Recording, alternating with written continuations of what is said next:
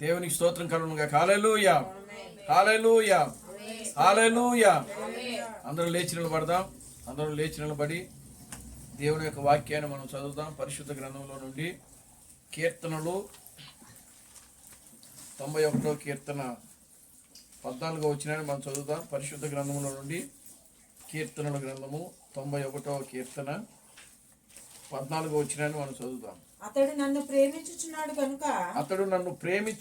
గనుక నేను అతన్ని తప్పించెదను. అతడు నా నామము ఎరిగినవాడు గనుక నేను అతన్ని గనపరచెదను. అతడు నాకు మొరపెట్టగా. చాలండి, ప్రార్థన చేసుకుందాం.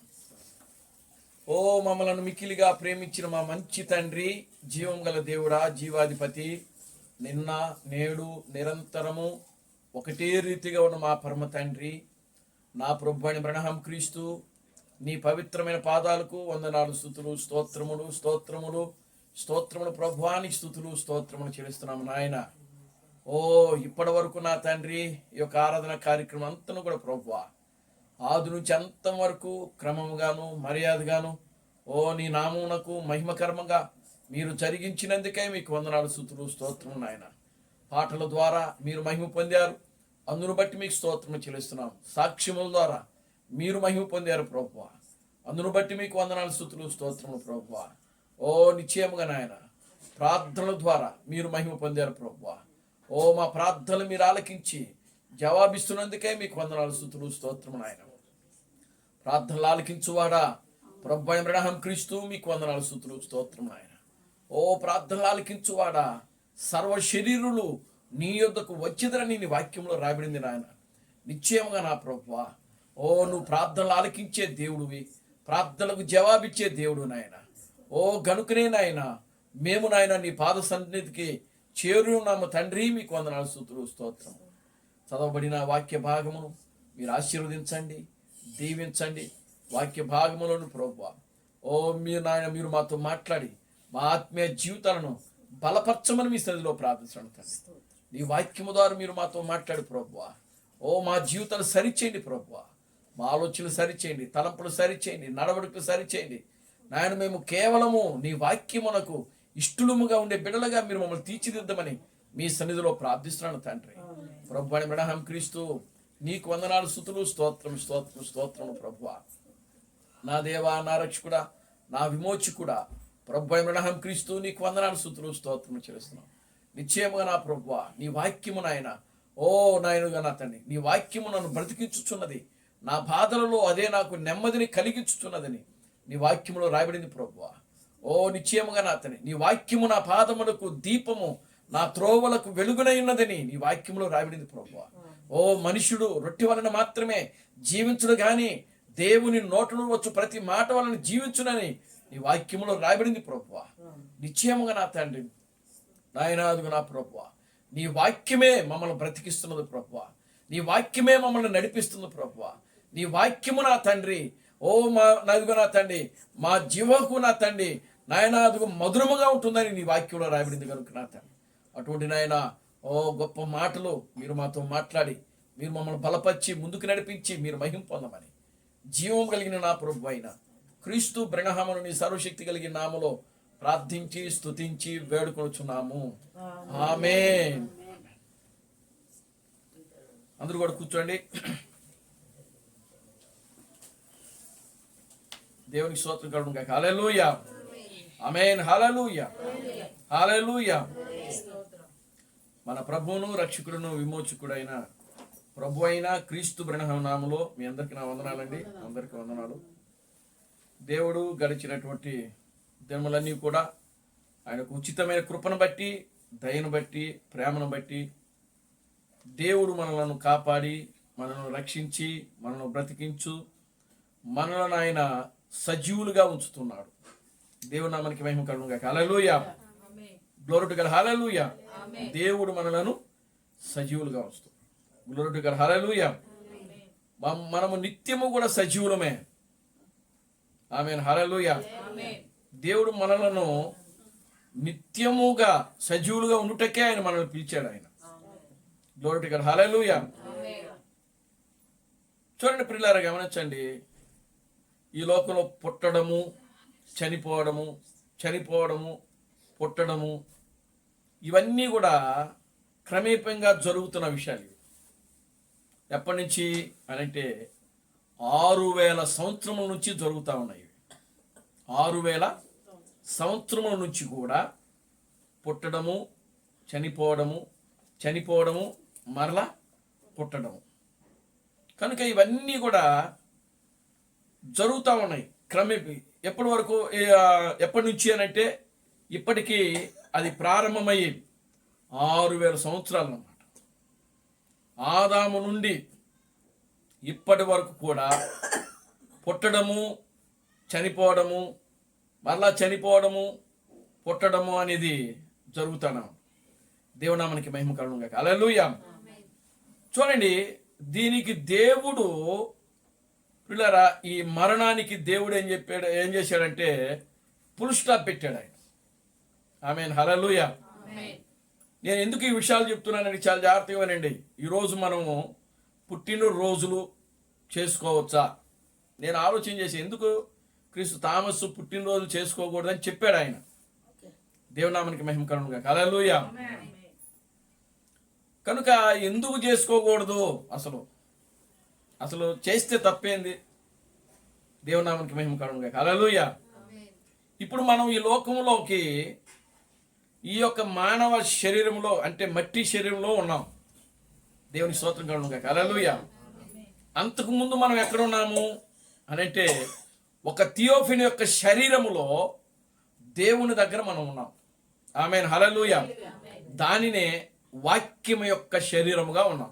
దాన్నే, ఈ థియోఫిని యొక్క శరీరాన్నే వాక్యం యొక్క శరీరము అని పిలిచారు క్రీస్తు బ్రహ్మ. దేవునామానికి మహిమ కలుగును గాక. హల్లెలూయా.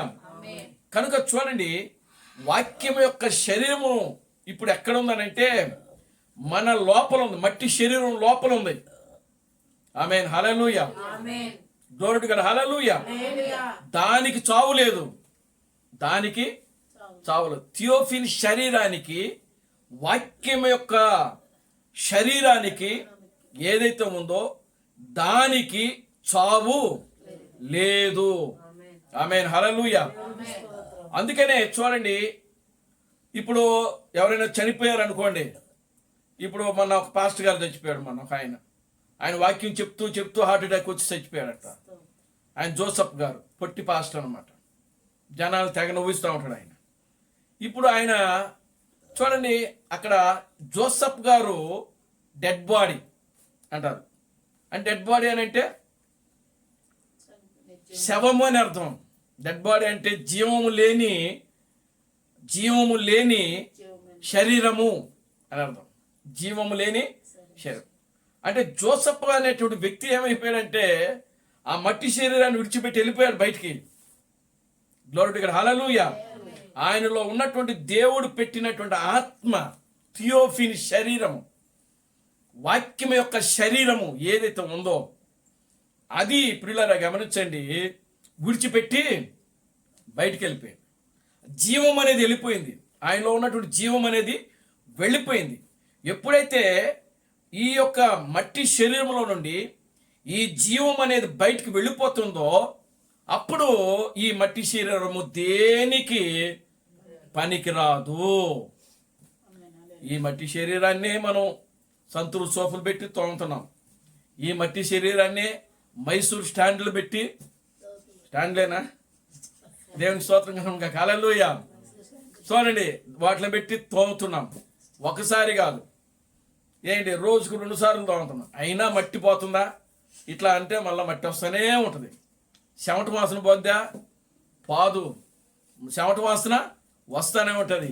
ఈ మట్టి శరీరానికే ఏంటి, బంగారం పెట్టుకుంటాం, ముక్కులకు తగిలించుకుంటాం, చెవులకి పెట్టుకుంటాం, ఏమంటే కాళ్ళకి పెట్టుకుంటాం, నడువులకి పెట్టుకుంటాం, ఎక్కడ కనబడితే అక్కడ పెట్టుకుంటాం. ఎక్కడ కూడా మనిషి ఒక్క ప్లేస్ కూడా ఖాళీగా ఉంచనే. ఏమండి, అసలైన దానికి లేదు, లోపల అసలైన దానికి లేదు. అది అవునా? అది పోయిందనుకో, పోనీ ధరించుకున్నాయి, దాన్ని అలాగే పెట్టేమన్నా భూస్థాపన చేస్తారా? ఏమని చేస్తారా? ఒక్క పొడక కూడా ఉంచురు. దేవునామానికి మహిమ కలుగునుగాక. హల్లెలూయా. వాడు కూడా మొన్న ఏదో ఒక దాంట్లో చూశాను నేను. మనిషిని మాకు భూస్థాపన చేస్తుంటే ఆ మనిషి ఏదో చేయకో దేనికి మొత్తం మీద ఉంగరం ఉంది. ఆడ భూస్థాపన చేసేవాడు వాడంటున్నాడు, తీసుకొచ్చిన వాళ్ళు వరే వాడి చేతికి ఉంగరం ఉంది తీయండి అని అంటే ఈడంటాడు కాటి కాపరి, ఆ ఉంగరం మాది కనుక దాన్ని మీరు తీసుకోవడానికి వీల్లేదు అంటే. చూడండి పిల్లరా, చచ్చిపోయిన శవం దగ్గర కూడా కొట్లాడతారు అనమాట. ఈరోజు అలాగే ఉంది ప్రపంచం అంతా కూడా. దేవునికి స్తోత్రం కలుగునుగాక. హల్లెలూయా. కానీ దేవుడు ప్రియులారా గమనించండి, ఈ మట్టి శరీరంలో ఉన్నంత సేపే పుట్టినరోజులు. అర్థమవుతుందా? ఒకవేళ ఆ యొక్క జీవం అనేది బయటకు వెళ్ళిపోయింది అనుకో, ఈ పుట్టినరోజు చేసుకుంటారా? ఉండదు. దేవునికి స్తోత్రం కలుగునుగాక. హల్లెలూయా. అది చనిపోయేవాడికి పుట్టినరోజులు, మరి చావు లేనివాడికి, నిరంతరం జీవించేవాడికి ఇంకొంటాయా? ఉండవు, అసలు ఉండవు. నిరంతరం జీవించేవాడికి పుట్టినరోజులు ఉండవు. దేవుని నామానికి మహిమ కలుగునుగాక. హల్లెలూయా. నిత్య జీవము గలవాడు, నిత్యము జీవించేవాడికి వాడికి ఒక తారీఖు అనేది ఉంటుందా? అందుకే క్రీస్తు థామస్ పుట్టినరోజు చేసుకోవద్దారు. దేవుని నామానికి మహిమ కలుగునుగాక. హల్లెలూయా. Glory to God. హల్లెలూయా. జీసస్ క్రైస్ట్ పుట్టాడు, యేసుక్రీస్తు పుట్టాడు. ఎందుకు ఆయన యొక్క పుట్టిన తారీఖు పరిశుద్ధ గ్రంథంలో లిఖితంలో చేయబడలేదు? చరిత్రలో ఆయన యొక్క డేటు ఎందుకు ఆయన దాన్ని లిఖితం చేయలేదు అని అంటే ప్రియులారా, ఆయన ఆది అంతము లేనివాడు, ఆయన ఆల్ఫా ఓ మేఘా, ఆయన దేవునామానికి మహిమ కలుగునుగాక. హల్లెలూయా. ఆయనకు తల్లి లేదు, తండ్రి లేదు, వంశావళి లేనివాడు అని వాక్యములో రాయబడింది. కనుక ఆది అంతము లేనిటువంటి దేవుడికి, ఆల్ఫా ఓ మేఘై ఉన్న దేవుడు, మొదటివాడు కడపటివాడు నేనే చెప్పిన దేవుడికి వంశావళి లేనివాడు, ఆది అంతము లేనివాడు, తల్లిదండ్రులు లేనివాడు, మరి ప్రియులారా ఆయన పుట్టినరోజులు ఉంటాయా? ఉంటాయండి. దేవుని నామానికి మహిమ కలుగునుగాక. హల్లెలూయా. Glory to God. హల్లెలూయా. మనకు దేవుడు నిత్య జీవమునిచ్చాడు. ఈ మానవ శరీరములోనే మనకు ఆయన ఏమిచ్చాడంటే నిత్య జీవం ఇచ్చాడు. మనకు మరణము లేదు. మీరు విశ్వాసము ద్వారా ప్రియులారా దీనిని మనం నమ్మితే ఖచ్చితముగా ప్రియులారా మనం ఈ లోకములో నుండి సజీవముగా ఎత్తబడే వాళ్ళమే కానీ ప్రియులారా మనకు మరణం అనేది లేదు. కొంతమంది ఐ మిస్ యూ అని పెడతా ఉంటారు. ఇప్పుడు జోసఫ్ గారు చచ్చిపోయాడు కదా, ఐ మిస్ యూ జోసఫ్ గారు, లేకపోతే ఐ మిస్ యూ అంటే అంటే యూ మిస్ యా, ఏదో మిస్ అంటే ఆ వ్యక్తిని మనం ఏమైపోయాం, మిస్ అయిపోయాం, కోల్పోయాం అని అర్థం. దేవునికి స్తోత్రం కలుగునుగాక. హల్లెలూయా. కానీ అది ఎవరు పెట్టుకోవాలని అంటే నరకానికి వెళ్ళేవాళ్ళు పెట్టుకుంటారు అన్నమాట. వాస్తవంగా అయితే నిజంగా ప్రియులారా గమనించండి, ఇప్పుడు మనం ఒక రోజు కలుసుకుంటాం. ఇప్పుడు చనిపోయిన పరిశుద్ధులందరూ కూడా తిరిగి లేపబడతారు, అవునా? ఇప్పుడు చనిపోయిన పరిశుద్ధులందరూ కూడా తిరిగి లేపబడినప్పుడు ప్రియులారా సజీవంగా ఉన్న మనం కనురెప్పపాటులో మార్పు చెందినప్పుడు వాళ్ళని మనం కలుసుకుంటాం. ఇక కలుసుకునే అవకాశం లేకపోతే అప్పుడు నేను మిస్ అవుతున్నాను నిన్ను అని పెట్టుకోవాలి. దేవునికి స్తోత్రం కలుగునుగాక. హల్లెలూయా. Glory to God. హల్లెలూయా. కనుక ప్రియులారా గమనించండి, ఇప్పుడు మనము చనిపోయిన పరిశుద్ధుల గురించి మనం ఎవరు కూడా యూ మిస్ యూ అని కానీ లేకపోతే ఐ మిస్ యూ కానీ ఈ పెట్టడానికి వీలు లేదు అసలు. ఎందుకంటే వారిని మనం కలుసుకుంటాం, వారిని మనం చూస్తాం. దేవుని నామానికి మహిమ కలుగునుగాక. హల్లెలూయా. ఇప్పుడు చూడండి, పాతాళములో ఆ యొక్క ధనవంతుడు ఉన్నాడు. అబ్రహాము యొక్క రొమ్మున ఎవరున్నాడు? పేదవాడు ఉన్నాడు, లాజరు ఉన్నాడు. ఇప్పుడు ధనవంతుడు లాజరుని మిస్ అయిపోయాడు, లేకపోతే లాజరు ధనవంతుడిని మిస్ అయిపోయాడు. ఎందుకు? వాళ్ళిద్దరూ కూడా ఇంకా కలుసుకునే అవకాశము లేదు, వాళ్ళు చూసుకునే అవకాశము లేదు. అది మిస్ అయిపోవడం అంటే, అది కోల్పోవడం అంటే. దేవునామానికి మహిమ కలుగునుగాక. హల్లెలూయా. Glory to God. హల్లెలూయా. కనుక ఇప్పుడు ప్రియులారా గమనించండి, మనము ఈ లోకములో మట్టి శరీరముగా ఉన్న మనలను దేవుడు సజీవులుగా చేశాడు. ఆయన దేవునామానికి మహిమ కలుగునుగాక. హల్లెలూయా. ఆయన ఉన్నవి లేనట్టుగాను లేనివి ఉన్నట్టుగా చేయగలిగిన సర్వశక్తి కలిగిన దేవుడు ఆయన. ఆమేన్. హల్లెలూయా. ఈ మట్టి శరీరమునే ఆయన అమర్త్వంగా చేయగలిగిన దేవుడు ఆయన. నిత్య జీవముగా ఉంచగలిగిన దేవుడు ఆయన. ఆమేన్. హల్లెలూయా. కనుక ప్రియమైన దేవుని బిడ్డలారా, అటువంటిప్పుడు మనం ఈ లోకములో ప్రియులారా దేవునికి కానీ దేవునికి సంబంధించిన వాళ్ళు కానీ మనము కానీ ఈ లోకములో ప్రియులారా అసలు మనం పుట్టినరోజులు చేసుకోవాల్సిన అవసరమే లేదు. కనుక ఎందుకు ఈ విషయాలనంటే మనం నిత్య జీవమునకు వారసులమై ఉన్నాం. మనం పాటలు పాడుతూ ఉంటాం. ఏది నాకు పాట పాడారు, నిత్య జీవమునకే వారసులం. మరి ఆ పాట ఎంతవరకు మనకు అర్థమైంది? దేవునామానికి మహిమ కలుగునుగాక. హల్లెలూయా. పాటలు పాడితే కాదు, ఆ పాటలో ఉన్న అర్థాన్ని కూడా మనము గ్రహించి దాని ప్రకారము జీవించడమే చాలా ప్రాముఖ్యమైనది. పాటలు పాడడం కన్నా, వాక్యం చదవటం కన్నా, వాక్యము వినటం కన్నా, పిల్లలు విన్న వాక్యము బట్టి, చదివిన వాక్యమును బట్టి, పాడుతున్న పాటలను బట్టి ఆ పాటలు మనం గ్రహించి, ఆ వింటున్న వాక్యాన్ని మనం గ్రహించి, చదువుతున్న వాక్యాన్ని మనం గ్రహించి దాని ప్రకారం జీవించడమే గొప్ప భాగ్యము. అలా జీవించలేనప్పుడు మనం ఎంత విన్నా, ఇన్ని పాటలు పాడినా, లేకపోతే ఎన్ని చేసినా ఇవంతా కూడా ఏమైపోతాయంటే పిల్లరా వ్యర్థమైపోతాయి. కనుక అలా ఉండొద్దు. మనం దేవుడు మనకిచ్చినటువంటి గొప్ప భాగ్యము, ధన్యత ఏమిటి అని అంటే మనం ఈ లోకంలోనే ఉంటాం, సజీవులుగా ఉంటాం. దేవునామానికి మహిమ కలుగునుగాక. హల్లెలూయా. Glory to God. హల్లెలూయా. కనుక ప్రియమైన దేవుని బిడ్డలారా, మనం ఈ లోకములో ఉన్నంతసేపు ప్రియులారా దేవుని యొక్క కృప కొరకు మనం కనిపెట్టుకొనొచ్చు. నిత్యము కూడా ప్రియులారా మనము దేవుని యొక్క సన్నిధిలో మన ఆత్మీయ జీవితము దినదినము కూడా ఇంకా బలపరుచుకుంటూ మనము దేవుని యొక్క వాక్యమును బట్టి మనం ఏం చేయాలంటే ముందుకి సాగుతూ ఉండాలి. దేవునామానికి మహిమ కలుగునుగాక. హల్లెలూయా. చూడండి, ఇప్పుడు మనం చూద్దాం, చదివినటువంటి యొక్క వాక్య భాగంలోకి మనం వద్దాం. దేవునామానికి మహిమ కలుగునుగాక. హల్లెలూయా. చూడండి, కీర్తనలు 91వ కీర్తన 14వ వచనాన్ని మనం చదివాం. అతడు నన్ను ప్రేమించుచున్నాడు కనుక నేను అతనిని తప్పించేదను. అతడు నా నామమును ఎరిగిన వాడు గనుక నేను అతనిని ఘనపరచెదను. దేవునామానికి మహిమ కలుగునుగాక. హల్లెలూయా. దేవుడు మనలను ఏం చేస్తున్నాడంట? ఘనపరుస్తున్నాడంట. నా నామమును ఎవరైతే తెలుసుకుంటారో, నా నామమును ఎవరైతే ఎరిగి ఉంటారో, నా నామమును ఎవరైతే ప్రియులారా గమనించండి తెలుసుకొని దాని దగ్గరకు వచ్చి దాన్ని ఎరిగి దాని ప్రకారం జీవిస్తారో ప్రియులారా, చూడండి ఆయన ఏమంటున్నాడంటే ఆయన వారిని ఘనపరుస్తాడంట. దేవునామానికి మహిమ కలుగునుగాక. హల్లెలూయా. దేవుడు వారిని ఘనపరుస్తాడంట, నా నామమును ఎరిగిన వారిని. Glory to God. హల్లెలూయా. ప్రియులారా గమనించండి, ప్రతి కాలం దేవుని యొక్క ప్రణాళికలో 3 యుగాలు. దేవుని యొక్క ప్రణాళికలో చూడండి ఎన్ని యుగాలు అని అంటే 3 యుగాలు.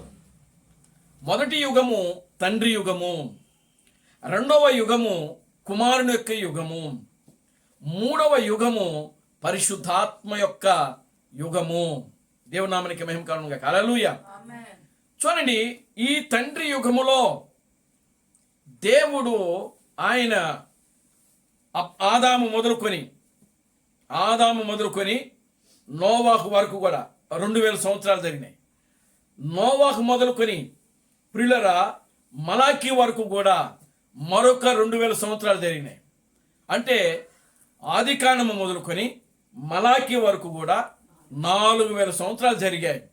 ఈ 4000 సంవత్సరాల్లో దేవుడు తన పేరుని ఆయన ఎక్కడ కూడా ఎవ్వరికి కూడా ఆయన చెప్పలేదు. ఆయన దేవునామానికి మహిమ కలుగునుగాక. హల్లెలూయా. Glory to God. హల్లెలూయా.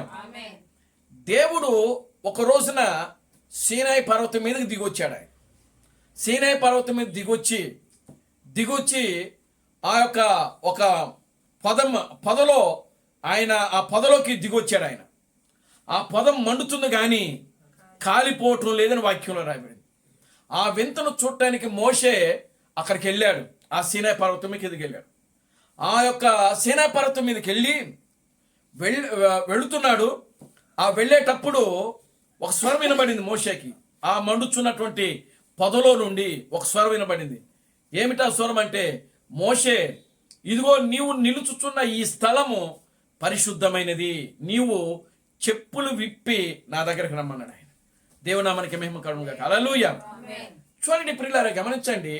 అప్పుడు మోషే ఆ యొక్క చెప్పులు విప్పి వెళ్ళాడు అక్కడికి. వెళ్ళిన తర్వాత మోషేతో దేవుడు మాట్లాడడం ప్రారంభించాడు. మోషే, నా యొక్క ప్రజల యొక్క కన్నీటిని నేను చూచాను. నా ప్రజలు, నా బిడ్డలు ఇదిగో ఐగుప్తులో 400 సంవత్సరములుగా వాళ్ళు బానిసలుగా ఉన్నారు. దేవునామానికి మహిమ కలుగును గాక. హల్లెలూయా. 400 సంవత్సరములు బానిసలుగా ఉన్నారు. వారు ఎట్టి చాకిరీలు చేస్తున్నారు.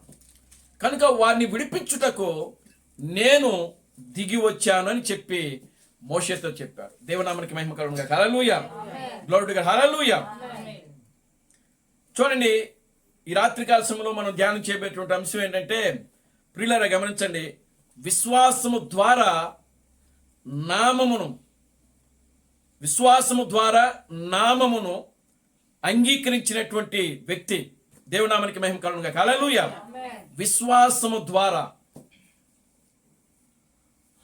విశ్వాసము ద్వారా దేవుని యొక్క నామమును అంగీకరించిన వ్యక్తి. దేవునామానికి మహిమ కలుగును గాక. హల్లెలూయా. చూడండి, దేవుడు ఆయన నోవాహు కాలంలో నోవాహు దేవుని యొక్క పేరుని ఆయన అడగలేదు. ఆయన మరి ఆయనకి ఎందుకు అడగలేదు అనిపించిందో, ఆయన తెలుసుకోవాలని లేదేమో. దేవునామానికి మహిమ కలుగును గాక. హల్లెలూయా. కనుక నోవాహుతో దేవుడు మాట్లాడాడు. ఆదికాండము 6వ అధ్యాయంలో నీ కొరకు ఒక వారిని తయారు చేసుకోమన్నాడు ఆయన. ఆయన అంతే, ఆయన ఏదైతే చెప్పాడో దాన్నే తయారు చేసుకున్నాడు ఆయన. అంతే. నీవెవరివి, నీ బయోడేట్ ఏంటి, నీ పేరేంటి, నువ్వు ఎక్కడి నుంచి మాట్లాడుతున్నావు, ఈ వివరాలన్నీ కూడా నోవాహు అడగల. దేవుని నామానికి మహిమ కలుగును గాక. హల్లెలూయా. ఆ తర్వాత మరలా అబ్రహాం దగ్గరకు వచ్చాడు. నోవా కాలం అయిపోయింది, అబ్రహాం దగ్గరకు వచ్చాడు. ఇప్పుడు అబ్రహాం దగ్గరకు వచ్చినప్పుడు అబ్రహాముతో ఆయన మాట్లాడడం ఏమైనా మాట్లాడాడంటే, నేను సర్వశక్తి కలిగిన దేవుడిని అని చెప్పుకున్నాడు ఆయన. ఆమేన్. హల్లెలూయా. అబ్రహాం దగ్గరకు వచ్చేటప్పటికి దేవుడు ఏం చెప్పుకుంటున్నాడు? ఆయన నేను సర్వశక్తి గల దేవుడను అని చెప్పాడు. అంతేగాని ఆయన పేరు అబ్రహాముకి చెప్పలేదు ఆయన. దేవునికి స్తోత్రం కలుగును గాక. హల్లెలూయా. అబ్రహాము కూడా నీ పేరేమిటి, నువ్వెవరివి, నువ్వు ఎక్కడి నుంచి వచ్చావు, నువ్వు ఏ దేవుడివి అని చెప్పి వివరాలు అడగలేదు అబ్రహాము. దేవునామానికి మహిమ కలుగును గాక. హల్లెలూయా. కానీ ప్రియులారా, అతని జనరేషన్లో వచ్చినటువంటి మోషే అబ్రహాము యొక్క మనవడు. అబ్రహాముకి మోషే ఏమవుతాడు? ముని మనవడు అవుతాడు. దేవునామానికి మహిమ కలుగును గాక. హల్లెలూయా. అబ్రహాము దేవునామానికి మహిమ కలుగును గాక. హల్లెలూయా. అబ్రహాముకి ఇస్సాకు ఒక్కడే కొడుకు. ఇస్సాకుకి ఇద్దరు కుమారులు పుడతాడనమాట, యాకోబు, ఏశావు. ఈ యొక్క యాకోబుకి ప్రియులారా 12 మంది కుమారులు పుడతారు. ఆ 12 మందిలో లేవి అనేటువంటి ఒక వ్యక్తి ఉన్నాడు. దేవుని నామానికి మహిమ కలుగును గాక. హల్లెలూయా. ఆ లేవి యొక్క వంశములో ప్రియులారా పుట్టిన వ్యక్తే మోషే. దేవుని నామానికి మహిమ కలుగును గాక. హల్లెలూయా. కనుక ఇప్పుడు ఈ మోషే దగ్గరకు వచ్చేటప్పటికి మోషే అడిగాడు, అసలు నువ్వెవరివి, నీ పేరేంటి, నువ్వు ఏ దేవుడివి, దేవునామానికి మహిమ కలుగును గాక. హల్లెలూయా. ఈ వివరాలన్నీ అడిగాడు.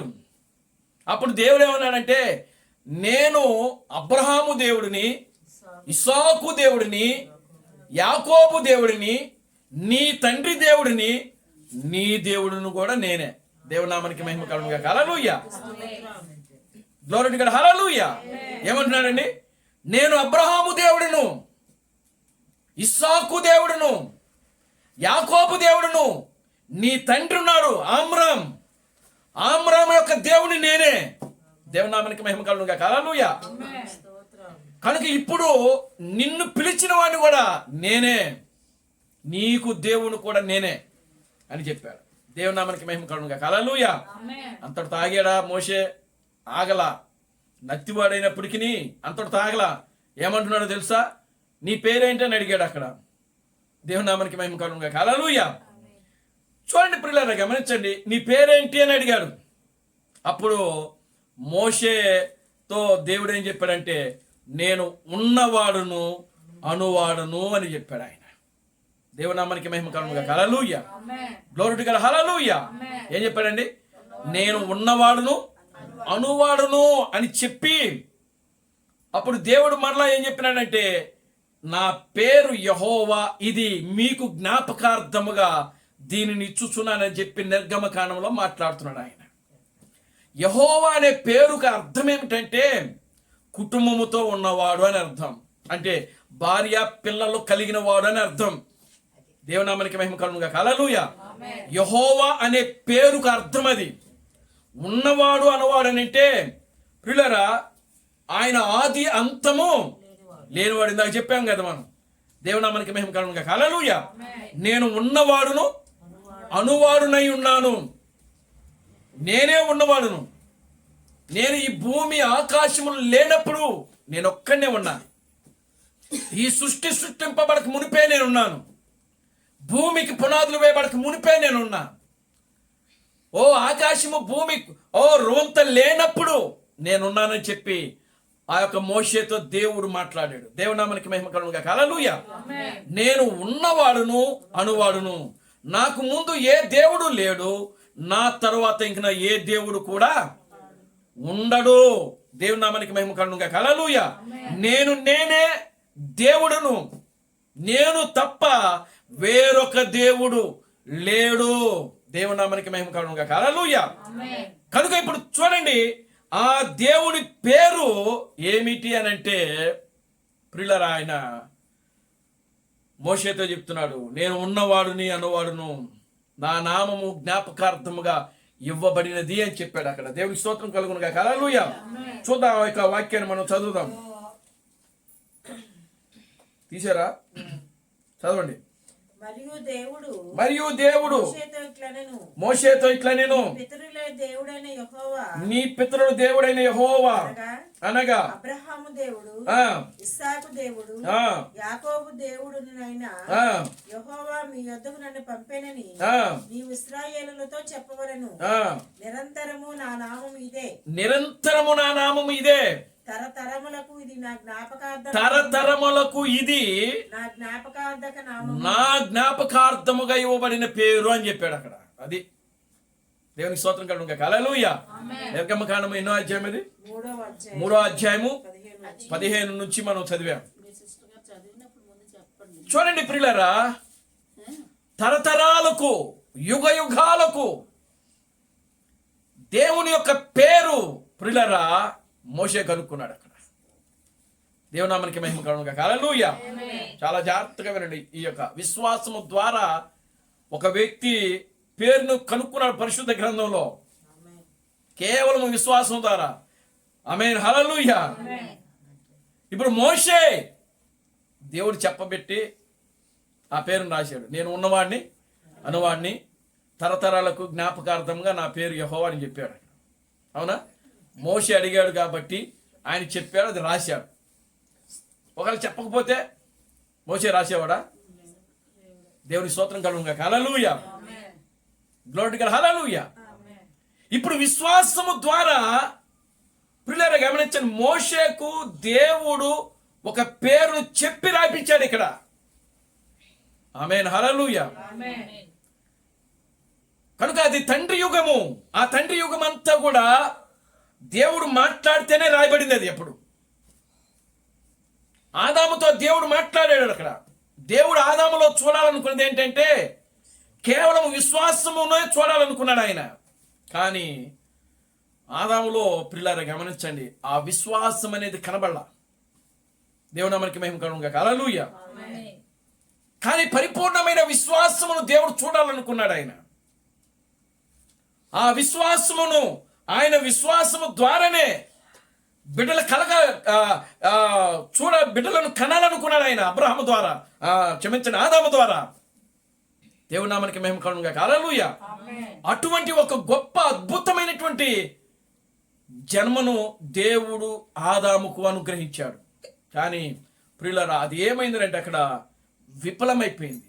దేవుని ప్రణాళిక, దేవుని యొక్క ఆలోచన, దేవుని యొక్క ఉద్దేశములు అన్నీ కూడా ప్రియులారా ఏదైనా తోటలో బద్దలైనాయి కనుకనే కాలం అనేది 7,000 సంవత్సరాలు ఇప్పుడు నడుస్తూ ఉన్నది చరిత్రలో. దేవునామానికి మహిమ కలుగును గాక. హల్లెలూయా. ఎందుకు అక్కడ దేవుని యొక్క ప్రణాళిక బద్దలైంది అని అంటే, దేవుడు ఆయన దేవుడుగా నిరూపణ చేసుకోవడానికి. ఆమేన్. హల్లెలూయా. దేవుడు ఆయన దేవుడుగా నిరూపణ చేసుకోవడానికి. కనుక ఇప్పుడు చూడండి, మోషేకు దేవుడు ఆ పేరు చెప్పాడు కనుకనే ఆ పేరును రాశాడు. ఇది తరతరాలకు, యుగ యుగాలకు ఇది నాకు జ్ఞాపకార్థముగా ఉండిపోతుంది అని చెప్పినాడు అక్కడ. దేవుని నామానికి మహిమ కలుగును గాక. హల్లెలూయా. ఇప్పుడు చూడండి, రెండవది మనం గమనిస్తే గాబ్రియేలు వచ్చి, రెండవది, మొదటిదేమో దేవుడు మోషేకు ఏమండి పేరు చెప్తేనే ఆ పేరును ఆయన రాశాడు అక్కడ. అంతేగాని విశ్వాసము ద్వారా మోషే ఏమాత్రం కూడా ఆ పేరును కనుక్కోలేకపోయాడు. ఆమేన్. హల్లెలూయా. విశ్వాసం ద్వారా దేవుడు ఆ పేరును తీసుకుని రాలేదు. కానీ ప్రియులారా గమనించండి, ఇప్పుడు మరలా మనం చూస్తే రెండవది, ఇది తండ్రి యొక్క పేరు. ఇప్పుడు కుమారుడు యొక్క యుగములోకి వచ్చినప్పుడు ఈ కుమారుడు యొక్క పేరు ప్రియులారా మరియకు గాబ్రియేలు వచ్చి ఆమెకు ప్రత్యక్షమయ్యి ఆమెతో మాట్లాడింది. దేవునామానికి మహిమ కలుగును గాక. హల్లెలూయా.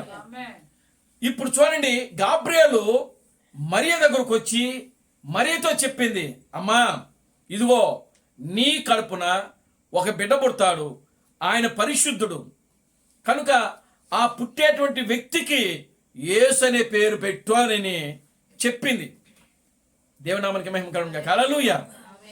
అవును కదండి, యేసు అనే పేరు పెట్టమని చెప్పింది గాబ్రియేలు, మరియకు చెప్పింది. యేసుకి 8 దినములు నిండిన తర్వాత దేవాలయంలోకి తీసుకుని వెళ్ళి ఆయన సున్నతి చేపించారు. యూదుల యొక్క ఆచారం ప్రకారము ప్రతి పురుషుడు వాళ్ళు ఏం చేయాలంటే ఖచ్చితంగా సున్నతి చేపించుకోవాలి. యేసు క్రీస్తు కూడా సున్నతి చేపించారు వాళ్ళు. ఆ సున్నతి చేపించిన తర్వాత సిమియోను అనేటువంటి వ్యక్తి దగ్గర తీసుకుని వెళ్ళారు. ఆయన పేరు నామకరణం చేశారు, యేసు అని పేరు పెట్టారు. దేవునామానికి మహిమ కలుగును గాక. హల్లెలూయా. కనుక ఇప్పుడు చూడండి, యేసు అనే పేరు ఆయనకే ఆయన పెట్టుకున్నది కాదు, అది లేకపోతే మరియలు యోసేపులు ఏదో విశ్వాసము ద్వారా పెట్టిన పేరు కాదు అది. దేవునామానికి మహిమ కలుగును గాక. హల్లెలూయా. కానీ ఎలా అది పెట్టబడింది అనంటే ప్రియులారా గమనించండి, గాబ్రియేలు ద్వారా మరియకు ఆ పేరు చెప్తే మరియ 8వ దినమందు ఆ యొక్క యాజకుడైనటువంటి సిమోను దగ్గర తీసుకుని వెళ్ళి ఆ పేరు నామకరణం చేపించారు యేసుకి. దేవునామానికి మహిమ కలుగును గాక. హల్లెలూయా. Glory to God. హల్లెలూయా. కనుక ఇప్పుడు చూడండి ప్రియులారా గమనించండి, ఇప్పుడు పరిశుద్ధ గ్రంథములో ఈ 2 పేర్లు రాయబడినాయి. ఏ పేరు అనంటే, ఒకటి యెహోవా, రెండవది యేసు క్రీస్తు. తండ్రి పేరేమో యెహోవాగా లిఖితమైంది, కుమారుని యొక్క పేరు యేసు క్రీస్తుగా యేసుగా లిఖితమైంది. ఆయన పేరు యేసే. ఆ యేసును దేవుడు ఏం చేసినాడంటే అభిషేకించాడు కాబట్టి యేసు క్రీస్తు అయ్యాడు. క్రీస్తు అనగా అర్థం ఏంటంటే అభిషేక్తుడు. యేసు అనగా అర్థం ఏంటంటే రక్షకుడు. యేసు అనగా అర్థం ఏంటి? రక్షకుడు. ఆ క్రీస్తు అనగా అభిషేక్తుడు. యేసు క్రీస్తు అయ్యాడు. యేసు ఎప్పుడు క్రీస్తు అయ్యాడు అని అంటే పరిశుద్ధాత్మ శక్తి ద్వారా ఆ శక్తి సామర్థ్యము యేసు మీదకు వచ్చినప్పుడు అప్పుడు ఆయన ఏమయ్యాడంటే క్రీస్తు అయ్యాడు. దేవునామానికి మహిమ కలుగును గాక. హల్లెలూయా. అప్పటి వరకు ఆయన పేరేంటంటే యేసే. దేవునామానికి మహిమ కలుగును గాక. హల్లెలూయా.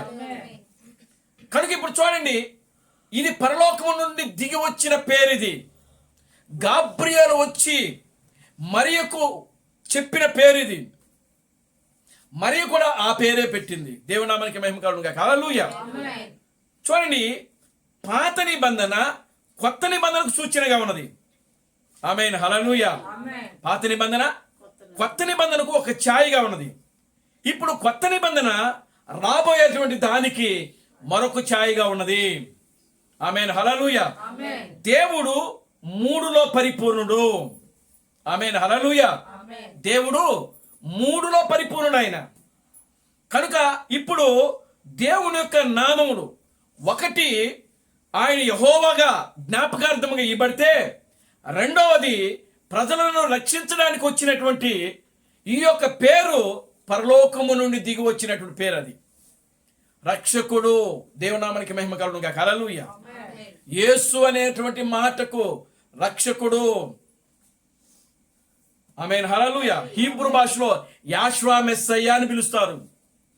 యాష్వా ఆయన పేరు హీబ్రూలో ఏమని పిలుస్తారు? యాష్వా.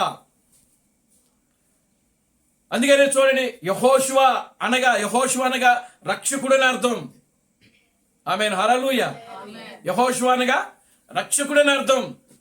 యెహోషువనే కాదు, యెహోవా అనగా కూడా రక్షకుడే.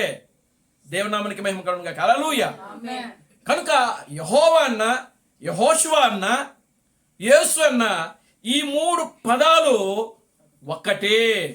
దేవుని నామానికి మహిమ కలుగును గాక. హల్లెలూయా. అయితే పాత నిబంధనలో ఆయన ఆత్మగా ఉన్నాడు కాబట్టి, ఆయన రక్షించడానికి అప్పుడు ఆయన ఆత్మగా ఉన్నాడు కాబట్టి, ఆయన ఆత్మగా ఉండి ఏ మనిషిని కూడా రక్షించలేడు. దేవునామానికి మహిమ కలుగును గాక. హల్లెలూయా. ఆయన రక్షించాలని అంటే తన శరీరము ద్వారా, తన యొక్క రక్తము ద్వారా ఆయన మనిషి యొక్క పాపముల నిమిత్తమై ప్రియులారా గమనించండి, ఆయన తన రక్తము ద్వారా యెషయా గ్రంథము 53వ అధ్యాయములో ఏదైతే యెషయా ప్రవచించాడో ఆ ప్రవచనం నెరవేర్పు నిమిత్తమయ్యే దేవుడు మానవుడిగా ఇక్కడ వస్తా ఉన్నాడు. చూడండి, యెషయా గ్రంథము 53వ అధ్యాయం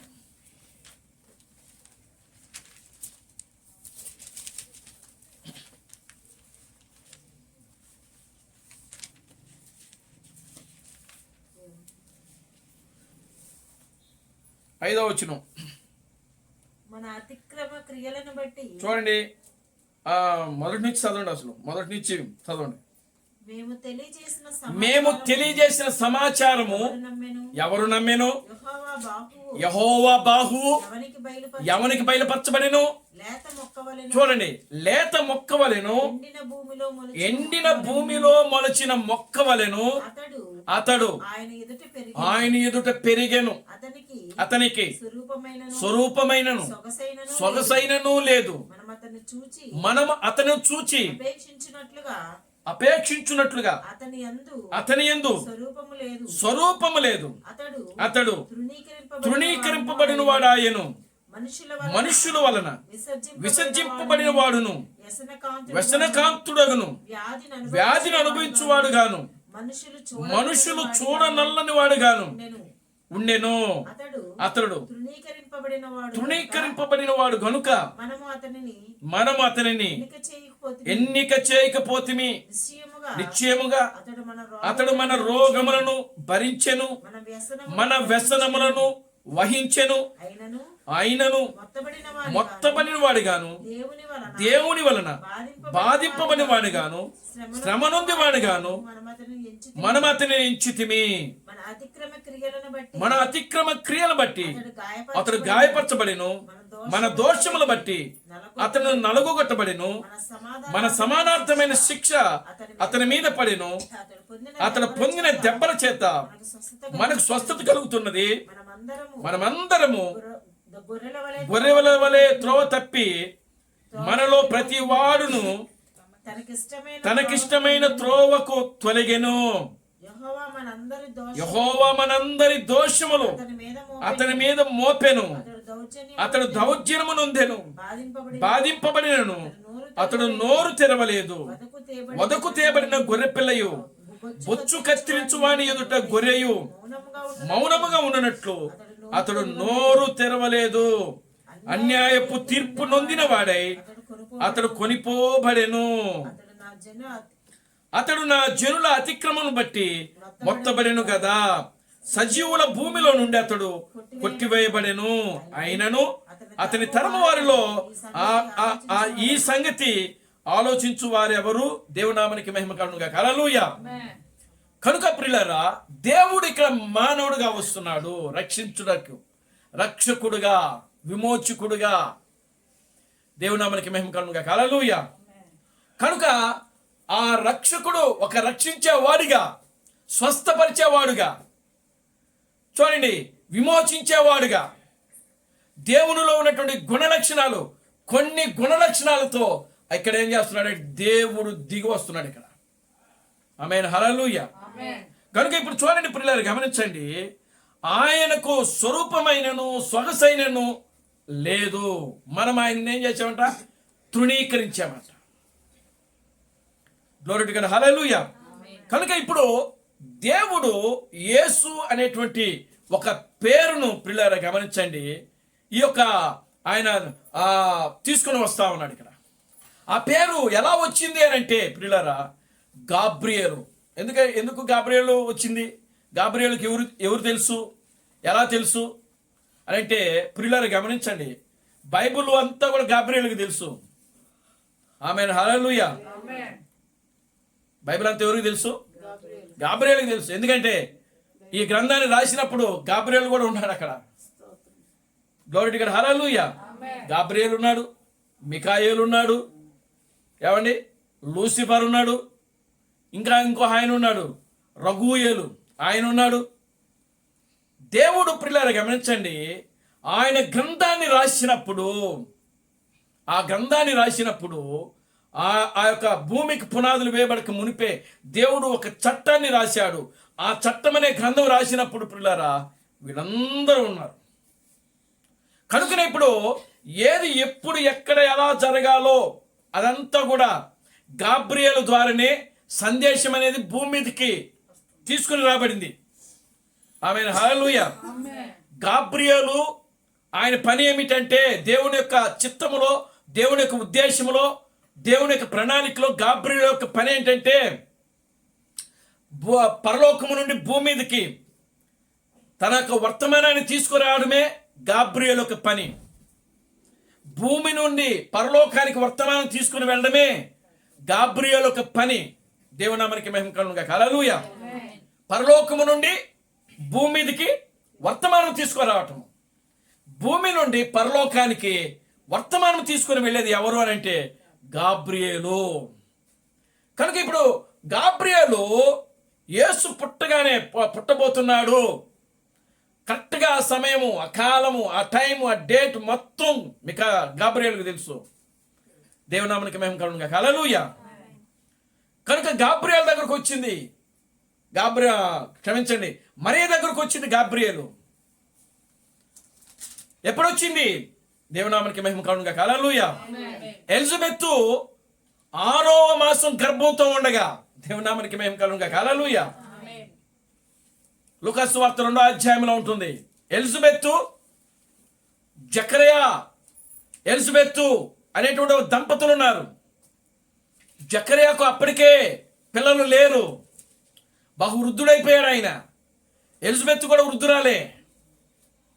కానీ ఆయనకంటే మరియ కంటే ముందు, ఒక 6 నెలల ముందు ఇక్కడ ప్రియులారా గమనించండి, ఎలిజబెత్ యొక్క గర్భాన్ని దేవుడు ఏం చేసినాడంటే తెరిచాడు. దేవునామానికి మహిమ కలుగునుగాక. హల్లెలూయా. కనుక ఇప్పుడు చూడండి, ఇప్పుడు యేసును ఆమె ఎప్పుడు గర్భం ధరించింది అని అంటే ప్రియులారా గమనించండి, గొర్రెలు అవి సూడు కట్టే కాలంలో అంట. ఈయనే కాలం కాదు, ఈయనే కాలం వేరు, ఏమండి, సూడు కట్టే కాలం ఉంటుంది. దేవునామానికి మహిమ కలుగునుగాక. హల్లెలూయా. అవునా? Glory to God. హల్లెలూయా. గొర్రెలు సూడు కడతాయి, అంటే గర్భం ధరిస్తాయి. ఆ గర్భం ధరించే కాలములోనే మరియ కూడా గర్భము ధరించింది. దేవుని నామానికి మహిమ కలుగును గాక. హల్లెలూయా. సరిగ్గా యేసుక్రీస్తు పుట్టినప్పుడు ప్రియులారా, అది ఏ నెలలో అనేనంటే చలికాలము. దేవుని నామానికి మహిమ కలుగును గాక. హల్లెలూయా. క్షమించండి, చలికాలం కాదు, ఎండాకాలము. ఆమేన్. హల్లెలూయా. ఏ కాలం అండి? ఏమన్నా ఎండాకాలం అని మీరు ఎలా చెప్తారు అని మీరు అనొచ్చు. పరిశుద్ధ గ్రంథంలో ఉంది, గొర్రెల కాపర్లందరూ కూడా వారు పొలములో ఉండి ఏం చేస్తున్నారు? వాళ్ళు మేకలు, వారు గొర్రెలు కాచుకుంటున్నారు. వాళ్ళు గ్లోరీ టు గాడ్. హల్లెలూయా. రాత్రి వేళ గొర్రెల కాపర్లు రాత్రి వేళ తమ పొలములో ఉండి ఏం చేస్తున్నారు? వాళ్ళు చలి కాసుకుంటున్నారు. చలి కాసుకోవట్ల వాళ్ళు. చూడండి, అధ్యాయం తీయండి ఒకసారి. లూకా సువార్త 2వ అధ్యాయము 8వ వచనం నుంచి. ఆ దేశములో కొందరు గొర్రెల కాపరులు పొలములో ఉండి రాత్రి వేళ తమ మందను కాచుకొనుచుండగా. చాలండి, చూడండి, రాత్రి వేళ తమ మందను పొలములో ఉండి కాచుకుంటున్నారంట వాళ్ళు. దేవునికి స్తోత్రం చెప్పండి. హల్లెలూయా. చలిని కాదు, మనోళ్ళు ఏం చేశారు? ఆ మంద తీసేసి చలిని పెట్టేశారు అక్కడ. దేవుని నామానికి మహిమ కలుగును గాక. హల్లెలూయా. ఏం పెట్టారు? చలి. చూసారా, అక్కడ ఏం రాయబడింది? మందను ఎక్కడ ఉండి కాచుకుంటున్నారు వాళ్ళు? పొలములో ఉండి. ఎప్పుడు? రాత్రి వేళ. దేవునికి స్తోత్రం కలుగును గాక. హల్లెలూయా. నిజంగా చలికాలం అయితే ఏ పొలాలు కూడా ఖాళీగా ఉండవు. ఉంటాయండి. సరిగ్గా ఎండాకాలంలోనే వాళ్ళు ఏం చేసేస్తారు? పైరు మొత్తం కోసేస్తారు. పైగా ఇశ్రాయేలు దేశంలో వాళ్ళు వరిగా పండించేది గోధుమలు. వాళ్ళ యొక్క పంట ఏదంటే గోధుమల యొక్క పంట. అంటే వరి కూడా పండిస్తారు అనుకోండి, కానీ ఎక్కువగా వాళ్ళు పండించే పంట ఏదంటే గోధుమల పంట. ఎందుకంటే యేసుక్రీస్తు చెప్పాడా? ఏం చెప్పాడంటే, గోధుమ గింజ భూమిలో పడి చావుకుని అని చెప్పాడు. అంటే వాళ్ళు, ఆయన ఏ ఉద్దేశంతో చెప్పాడంటే, అక్కడ గోధుమ పంటే పండుతుంది ఎక్కువగా ఇజ్రాయిల్లో. మన దేశంలో వరి పండుద్ది. ఒక్కొక్క దేశం ఒక్కొక్క దానికి ప్రసిద్ధి చెందింది. ఆమేన్. హల్లెలూయా. కనుక ఇప్పుడు ఇజ్రాయిల్లో గోధుమలు పండుతాయి. కనుక పైగా రాత్రి వేళ, అంటే ఆ పొలాలన్నీ ఇప్పుడు మందను తీసుకుని వెళ్ళి పొలాల్లోకి తీసుకుని వెళ్ళి ఆ మందను మేపాలేనంటే పొలాలు ఖాళీగా ఉంటేనే అది జరుగుద్ది. కానీ పొలాలు పంటతో ఉండగా ఏ మనుషుడు కూడా పొలంలోకి తీసుకుని ఆ మందను తీసుకుని వెళ్ళే అవకాశమే లేదనమాట. పైగా ఇప్పుడు చూడండి, ఇశ్రాయేలు దేశంలో మంచు కాలం వచ్చింది అనుకోండి ప్రియులారా, విపరీతమైన మంచు. ఒక మనిషి అంత ఎత్తు అక్కడ మంచు పడుద్ది. అందుకని యేసుక్రీస్తు ఏమన్నాడు తెలుసా? చలికాలం అందైనను విశ్రాంతి దినమందైనను ఆ దినము మీరు రాకుండా చూసుకోమన్నాడు ఆయన. ఎందుకు చలికాలం మందు రాకుండా ఉండాలి అని అన్నాడంటే, చలికాలం మందు వాళ్ళ ఇంట్లో నుంచి అసలు బయటకు రానే విస్తారంగా విపరీతంగా చలి ఉంటుంది ఇజ్రాయెల్లో. దేవునామానికి మహిమ కలుగును గాక. హల్లెలూయా. కనుక ఇప్పుడు దేవుడు ఏం చెప్తున్నాడంటే, ఆయన పుట్టింది ఎప్పుడు అని అంటే ప్రియులారా గమనించండి. ప్రియులారా, ఆ యొక్క ఎండాకాలములో అర్ధరాత్రి 12 గంటలకు యేసుక్రీస్తు పుట్టాడు. ఏప్రిల్ నెల 1వ తారీఖున. దేవునామానికి మహిమ కలుగును గాక. హల్లెలూయా. బ్రహ్నం గారు పుట్టిన 6వ తారీఖున. చూడండి ప్రియులారా గమనించండి. కనుక అర్ధరాత్రి అక్కడ చూడండి, వాళ్ళు రాత్రి వేళ మందను కాసుకుంటున్నారు అక్కడ. Glory to God. హల్లెలూయా. కనుక ఆ యొక్క నక్షత్రములు కూడా వాళ్ళకి, ఇప్పుడు నక్షత్రాలు ఎప్పుడు కనబడతాయి? రాత్రి సమయంలోనే. ఆ ఖగోళ శాస్త్రవేత్తలు ఆకాశం వైపు చూస్తే ఒక వింతైనటువంటి నక్షత్రం, ఖగోళంలో ఉన్నటువంటి ఆ నక్షత్రాలు ఏకరాశిగా వచ్చినాయి, ఒకే రాశిలోకి వచ్చినాయి. ఏకరాశి అంటే ఒకే రాశిలోకి వచ్చినాయి. ఒకే రాశిలోకి ఎప్పుడైతే నక్షత్రాలు వచ్చినాయో వాళ్ళు కనుగొన్నారు ఏంటంటే, ఓ భూమి మీద ఎవరో ఒక ప్రాముఖ్యమైనటువంటి వ్యక్తి పుట్టాడు అని గ్రహించారు. అప్పుడు ఆ నక్షత్రాలు రాసి ఆ ఖగోళ శాస్త్రం యొక్క ఆ నక్షత్రాలు పిల్లల తూర్పున అంటే బంగ్లాదేశంలో అవి పుట్టాయి, ఆ నక్షత్రాలు ఏర్పడ్డాయి. బంగ్లాదేశ్ నుంచి ఇజ్రాయెల్కి ఒంటిల మీద వాళ్ళు యేసును చూడటానికి వెళ్ళారు. వాళ్ళు 2 సంవత్సరాలు పట్టిందంట. దేవునామానికి మహిమ కలుగును గాక. హల్లెలూయా. ఎందుకంటే హేరోదు రాజుకి ఆ విషయం తెలిసేటప్పటికి 2 సంవత్సరాలు పట్టింది. ఆ జ్ఞానులు అడిగాడు, మీకు ఎప్పుడు ఇది కనబడింది అని అంటే, అయ్యా పలానా నెలలో పలానా సంవత్సరము లెక్కలేసేసాడు. లెక్కలన్నీ వేస్తే ఎన్ని సంవత్సరాలు పట్టింది? 2 సంవత్సరాలు. అందుకని హేరోదు రాజు ఏం చేసినాడు? 2 సంవత్సరములు ఈడు గల పిల్లలందరినీ కూడా చంపమన్నాడు. అందుకు కారణం దేవునామానికి మహిమ కలుగును గాక. హల్లెలూయా. కనుక ఇప్పుడు యేసు పుట్టింది ప్రియులారా గమనించండి. ఆయన ఏప్రిల్ నెలలో ఖచ్చితంగా 1వ తారీఖున చరిత్రను 2 భాగాలుగా చేశాడు ఆయన. ఎందుకంటే యూదుల యొక్క నెలలో ప్రారంభము ఏది అని అంటే ఏప్రిల్ నెల. వాళ్ళకి ఏప్రిల్తో ప్రారంభించబడి మార్చి నెలతో ఎండింగ్ అయిపోద్ది. దేవునామానికి మహిమ కలుగును గాక. హల్లెలూయా. ఇంచుమించు మన సాంప్రదాయం కూడా అంతే అనుకోండి. చూడండి ప్రియులారా గమనించండి,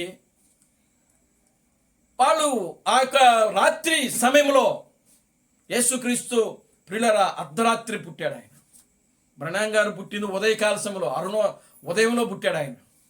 దేవునామానికి మహిమ కలుగును గాక. హల్లెలూయా. ఈ సాయంకాల సమయంలో పుట్టిన వాళ్ళందరూ కూడా నిజంగా వాళ్ళు సాధువులుగానే ఉంటారు. వాళ్ళు తిట్టినా కొట్టినా మౌనంగానే ఉంటారు. ఎందుకనంటే ప్రియులారా ఆ యొక్క విధానం అంటది. సాయంకాల సమయం అంటే దేని సూచనగా ఉంది? చల్లదనానికి. దేవునామానికి మహిమ కలుగును గాక. హల్లెలూయా. ఆ పుట్టినోళ్ళు కూడా ఆ విధంగానే ఉంటాయి, ఆ గుణ లక్షణాలే ఉంటాయి. అందుకని యేసుక్రీస్తు గొర్రె బొచ్చు కత్తిరించువాని ఆయన ఏ విధంగా ఉన్నాడు? ఆయన మౌనంగా ఉన్నాడు. ఎందుకు మౌనంగా ఉన్నాడు? నోరు తెరవలేదు. కొట్టిన తిట్టిన అవమానించిన యేసు ఎక్కడ కూడా, ఎందుకంటే ఆయన రాత్రి సమయంలో పుట్టాడు. దేవునామానికి మహిమ కలుగును గాక. హల్లెలూయా. ఈ పగడపోవడం పుడతారు చూసారా వీళ్ళు, వాళ్ళు మాత్రం కొంచెం ఇదిగానే ఉంటారు. దేవునామానికి మహిమ కలుగును గాక. హల్లెలూయా. చూడండి ప్రియులారా గమనించండి, ఆయన అర్ధరాత్రిలో పుట్టాడు. ప్రభు అయిన క్రీస్తు బ్రహ్మము ఆయన ఉదయకాలంలో పుట్టాడు, 5 గంటలకు ఆయన. దేవునామానికి మహిమ కలుగును గాక. హల్లెలూయా. ఇప్పుడు చూడండి, యేసు అనేటువంటి పేరు ఇదంతా ఎందుకు వస్తుందంటే యేసు అనే పేరు గురించి. కనుక యేసు అనే పేరు ఎక్కడి నుంచి వచ్చిందంటే గాబ్రియేలుకి ఎలా తెలుసు అని అంటే ఆ గ్రంథాన్ని రాసినప్పుడు ఆయన పక్కనే ఉన్నాడు కాబట్టి ఇప్పుడు ప్రతీది కూడా ప్రణాళిక, వర్తమానము, ఎవరి తర్వాత ఎవరు, ఏంటి, ఎవరు వెళ్ళాలి, ఏంటి, ఇదంతా కూడా ఎవరికి తెలుసు అంటే గాబ్రియేలుకి తెలుసు. ఆ క్రమంలోనే మరియ దగ్గరకు వచ్చి, ప్రియులారా ఆ యొక్క యేసు అమ్మ నీ కడుపున ఇదిగో ఒక వ్యక్తి పుడతాడానికి యేసు అని పేరు పెట్టమంది. దేవునామానికి మహిమ కలుగును గాక. హల్లెలూయా. చూడండి, ఇప్పుడు ఇవన్నీ కూడా విశ్వాసము ద్వారా వచ్చిన కార్యాలు కాదు ఇవి. మోషే నీ పేరేమని అడిగాడు ఆయన. ఇప్పుడు మోషేతో దేవుడు చెప్పాడు, నా పేరు ఉన్నవాడు అనువాడు, ఇదిగో నా పేరు యెహోవాగా జ్ఞాపకార్థముగా తరతరాలుగా నేను ఇదిగో దీన్ని ఉంచుకోబోతున్నానని దేవుడు మోషేతో చెప్పాడు. గాబ్రియేలు ద్వారా దేవుడు మానవుడిగా వచ్చినప్పుడు ఆ పేరు యేసు అని గాబ్రియేలు ద్వారా ఈ ప్రపంచానికి తెలియజేయబడింది. దేవునామానికి మహిమ కలుగును గాక. హల్లెలూయా. యేసు అనగా రక్షకుడు, యెహోవా అనగా రక్షకుడు, యెహోషువ అనగా రక్షకుడు. ఇవన్నీ కూడా రక్షకుడికే సూచనలుగా ఉన్నాయి. ఇప్పుడు చూడండి, పాత నిబంధన కొత్త నిబంధనకు ఛాయగా ఉన్నది. కొత్త నిబంధన రాబోయేటువంటి దానికి ఛాయగా ఉన్నది. ఇప్పుడు పాత నిబంధనలో ఉన్నటువంటి ప్రవచనాలు ఎక్కడ జరుగుతున్నాయి? కొత్త నిబంధనలో జరుగుతున్నాయి. కొత్త నిబంధనలో ఉన్నటువంటి ప్రవచనాలు ప్రియులారా గమనించండి, పాత నిబంధనలో జరుగుతూ ఉన్నాయి. దేవుడు ఇక్కడ ఎవరిని కూడా ఇడిచిపెట్టట్లేదు. చూడండి, అతడు నా నామముని ఎరిగినవాడు కనుక నేను అతనిని గణపరుస్తున్నాను. దేవుడు మోషేను గణపరిచాడా లేదా? ఏమండి, దేవుడు మోషేను గణపరిచాడు. ఆయన ఎక్కడ కూడా మోషేను తక్కువ చేయలేదు దేవుడు. దేవునామానికి మహిమ కలుగును గాక. హల్లెలూయా. ఐగుప్తులో ఉండగా ప్రియులారా, మోషేని దేవుడు కనపరిచాడు 10 అద్భుతాల ద్వారా. ఐగుప్తు నుండి బయటకు వచ్చిన తర్వాత ఎర్ర సముద్రం వచ్చింది. దేవుడేమో మోషేని అవమానపరచలేదు, గణపరిచాడు మోషేను. మోషే, ఇదిగో నీ చెయ్యి, నీ కర్రను ఆ సముద్రం మీద తాకిచ్చు అన్నాడు ఆయన. మోషే చూస్తూ ఉండగానే, ఇశ్రాయేలు సంతానం చూస్తూ ఉండగానే ఆ యొక్క ఎర్ర సముద్రంలో శత్రు సైన్యమును ముంచి నాశనం చేసినాడు ఆయన. చూడండి, దేవుడు తన నామమును ఎవరైతే ఎరిగింటున్నారో, తెలుసుకుంటారో, ఆ నామం దగ్గరికి వచ్చి ఎవరైతే ఉంటారో ప్రియులారా, దేవుడు వారిని ఏం చేస్తున్నాడంటే ఘనపరుస్తా వస్తున్నాడు ఇప్పుడు. ఆమేన్, హల్లెలూయా. మోషేను దేవుడు ఘనపరిచాడు. గ్లోరీ టు గాడ్, హల్లెలూయా. ఈరోజు చరిత్రలో ఆయన పేరు ఉండిపోయింది. ఆమేన్, హల్లెలూయా. చూడండి, యేసును దేవుడు ఘనపరిచాడు. అవునా? యేసును ఘనపరిచాడా లేదు? దేవుడు ఘనపరిచాడు ఆయన. ఎందుకు? ఆ పేరు ఆయనదే. దేవుని నామానికి మహిమ కలుగును గాక, హల్లెలూయా. అది పరలోకము నుండి దిగి వచ్చిన పేరు. అది ఆ పేరును ఆయన ఎరిగి ఉన్నాడు, తెలుసుకున్నాడు. అందుకే ఆయన ఏమంటున్నాడంటే ఆ యొక్క యోహాను సువార్త 17వ అధ్యాయంలో, తండ్రి నీవు నాకు అనుగ్రహించినటువంటి నీ నామమందు వీరిని కాపాడుము. తండ్రి నీవు నాకు అనుగ్రహించిన నీ నామమును వీళ్ళకి బయలుపరిచి తిని, తెలియజేసి తిని అని చెప్తున్నాడు ఆయన. యోహాను సువార్త 17వ అధ్యాయం అంతా కూడా మనం చదివితే అక్కడ మనకు ఆయన నామం గురించే తెలియజేస్తున్నాడు ఆయన. దేవుని నామానికి మహిమ కలుగును గాక, హల్లెలూయా. గ్లోరీ టు గాడ్, హల్లెలూయా. ఇప్పుడు చూడండి ప్రియమైన దేవుని బిడ్డలారా, గమనించండి. ఇప్పుడు దేవుడు కొత్త నిబంధన మరి రాబోయేటువంటి నిత్య నిబంధనకు సూచనగా ఉంది. కొత్త నిబంధన దేవుడి సూచనగా ఉందండి, రాబోయేటువంటి నిత్య నిబంధనకు. మరి నిత్య నిబంధనలో కూడా ప్రియులారా దేవుని పేరు మారబోతున్నది. ఈ పేరు ప్రియులారా గమనించండి, దేవుడు చెప్పింది కాదు అది. దేవునామానికి మహిమ కలుగును గాక, హల్లెలూయా. నిత్య నిబంధనకు వర్తమానికుడు ఎవరు అనంటే క్రీస్తు థామస్సు. పాత నిబంధనకు వర్తమానికుడు ప్రియులారా గమనించండి, మోషే అయితే ధర్మశాస్త్రానికి వర్తమానికుడు. మోషే అయితే కొత్త నిబంధనకు వర్తమానికుడు యేసు క్రీస్తు ఉన్నాడు. బాప్తిస్మం ఇచ్చి యోహాను ఉన్నాడు. దేవునామానికి మహిమ కలుగును గాక, హల్లెలూయా. 12 మంది శిష్యులు ఉన్నారు. ఆమేన్, హల్లెలూయా. ఈ 12 మంది శిష్యులు కూడా దేవుడు ఘనపరిచాడు. ఎందుకు? ఆయన పేరులో వచ్చారు కాబట్టి. దేవునామానికి మహిమ కలుగును గాక, హల్లెలూయా. కానీ ప్రియులారా గమనించండి, దేవుడు వాళ్ళకి ఆ పేర్లు బయలుపరిచాడు కనుకనే వాళ్ళు దానిని తీసుకోగలిగారు. మోషే ఆ పేరు తీసుకోగలిగాడు. ఎలాగా? దేవుడు చెప్పాడు కాబట్టి. చూడండి, గాబ్రియేలు వచ్చి మరియకు పేరు చెప్పింది కాబట్టి మరి తీసుకుంది. ఆమేన్, హల్లెలూయా. ఈరోజు ప్రపంచమంతా కూడా తీసుకుంది యేసు అనే పేరుని. కానీ విశ్వాసము ద్వారా ఒక వ్యక్తి వస్తున్నాడు ఇప్పుడు. మనం దేవునామానికి మహిమ కలుగును గాక, హల్లెలూయా. ఎవరు ఆ వ్యక్తి? విశ్వాసము ద్వారా ప్రియులారా గమనించండి, ఆది కాండము నుంచి ప్రకటన గ్రంథం వరకు కూడా ఈ పరిశుద్ధ గ్రంథాన్ని వడపోసినటువంటి వ్యక్తి ఆయన. ఈ యొక్క బైబిల్ తెరచి మన ముఖాల ముందు పెట్టాడు ఆయన. దేవుని నామానికి మహిమ కలుగును గాక, హల్లెలూయా. గ్లోరీ టు గాడ్, హల్లెలూయా. బైబిల్ తెరచి మన కళ్ళ ముందు పెట్టాడు ఆయన. ఎవరు అని అంటే ప్రియులారా క్రీస్తు థామసే. విశ్వాసము ద్వారా ప్రియులారా ఆయన బ్రనహాం అనేటువంటి పేరును తీసుకొచ్చాడు ఆయన. దేవుని నామానికి మహిమ కలుగును గాక, హల్లెలూయా. చూడండి, ప్రకటన గ్రంథము 10వ అధ్యాయంలోకి ఇప్పుడు మనం వద్దాం. చూడండి, ప్రకటన గ్రంథము 10వ అధ్యాయం. పరిశుద్ధ గ్రంథములో నుండి ప్రకటన గ్రంథము 10వ అధ్యాయం మొదటి నుంచి చదువు. బలిష్ఠుడైన వేరొక దూత పరలోకము నుండి దిగివచ్చుట చూచి తిని ఆయన మేఘమును ధరించి ఉండెను. ఆయన శిరస్సు మీద మేఘధనుసు ఉండెను. ఆయన ముఖము సూర్యబింబం వలెను. ఆయన పాదములు అగ్నిస్తంభం వలె ఉండెను. ఆయన చేతిలో విప్పబడిన ఒక చిన్న పుస్తకం ఉండెను. ఆయన తన కుడి పాదము సముద్రం మీదను ఎడమ పాదము భూమి మీదను మోపి సింహము గర్జించున్నట్లు గొప్ప శబ్దముతో ఆర్భాటించెను. ఆయన ఆర్భాటించినప్పుడు 7 ఉరుములు 7 ఉరుములు వాటి వాటి శబ్దములు వాటి శబ్దములు పలికెను. ఆ 7 ఉరుములు ఆ 7 ఉరుములు పలికినప్పుడు నేను రాయబోచు ఉండగా 7 ఉరుములు పలికిన 7 ఉరుములు పలికిన సంగతులకు ముద్ర వేయము. వాటిని వ్రాయవద్దని పరలోకము నుండి గొప్ప స్వరము పలుకుట వింటిని.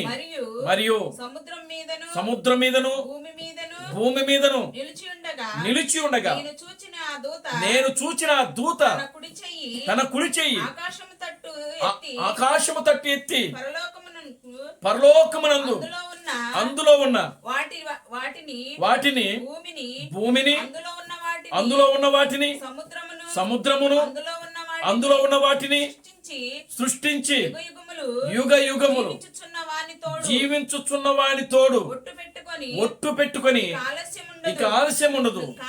కానీ 7వ దూత పలుకు దినములలో అతడు బూర ఊదబోచు ఉండగా దేవుడు తన దాసులకు ప్రవక్తలకు తెలిపిన సువార్త ప్రకారము దేవుని మర్మము సమాప్తమగినని చెప్పాను. చాలండి.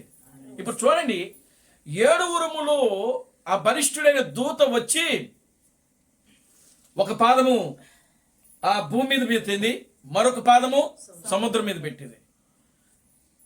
కనుక ఇప్పుడు భూమి మీద ఒక పాదం పెట్టి సముద్రం మీద ఒక పాదం పెట్టి అదేం చేసింది ఆ దూత అనంటే బిగ్గరగా ఆర్భాటించిందంట. ఆర్భాటించినప్పుడు కేక వేసినప్పుడు ఆర్భాటించడం కేక వేసింది. కేక వేసినప్పుడు అప్పుడు అక్కడ 7 ఉరుములు వాటి స్వరములు వినబడ్డాయంట. దేవునామానికి మహిమ కలుగునుగాక. హల్లెలూయా. 7 ఉరుములు, ఉరుము అనగా శబ్దము, ధ్వని. కనుక అది ధ్వనించింది. ధ్వనించినప్పుడు 7 శబ్దాలు వచ్చాయి. ఆ 7 శబ్దాలు యోహాను విన్నాడు. విని వాటిని రాయబోయాడు. రాయబోతుంటే మరలా స్వరం వినిపించి వాటిని వ్రాయవద్దు, వాటిని భద్రపరచు అని అన్నాడు. ఇప్పుడు అవి రాయబడలేదు. అవి దేవునామానికి మహిమ కలుగునుగాక. హల్లెలూయా. అవి రాయబడలేదు. మరి రాయబడినటువంటి కార్యాన్ని ఇక్కడ ఎవరు తీసుకుని వస్తున్నారంటే క్రీస్తు థామస్ తీసుకుని వస్తున్నాడు. ఇక్కడ దేవునామానికి మహిమ కలుగునుగాక. హల్లెలూయా. 7 ఉరుములు పిల్లరా, అవి రాయబడలేదు. ఇంకా మనం చూడండి 5వ అధ్యాయంలోకి రండి. ప్రకటన గ్రంథం 5వ అధ్యాయం మొదటి నుంచి చదవండి.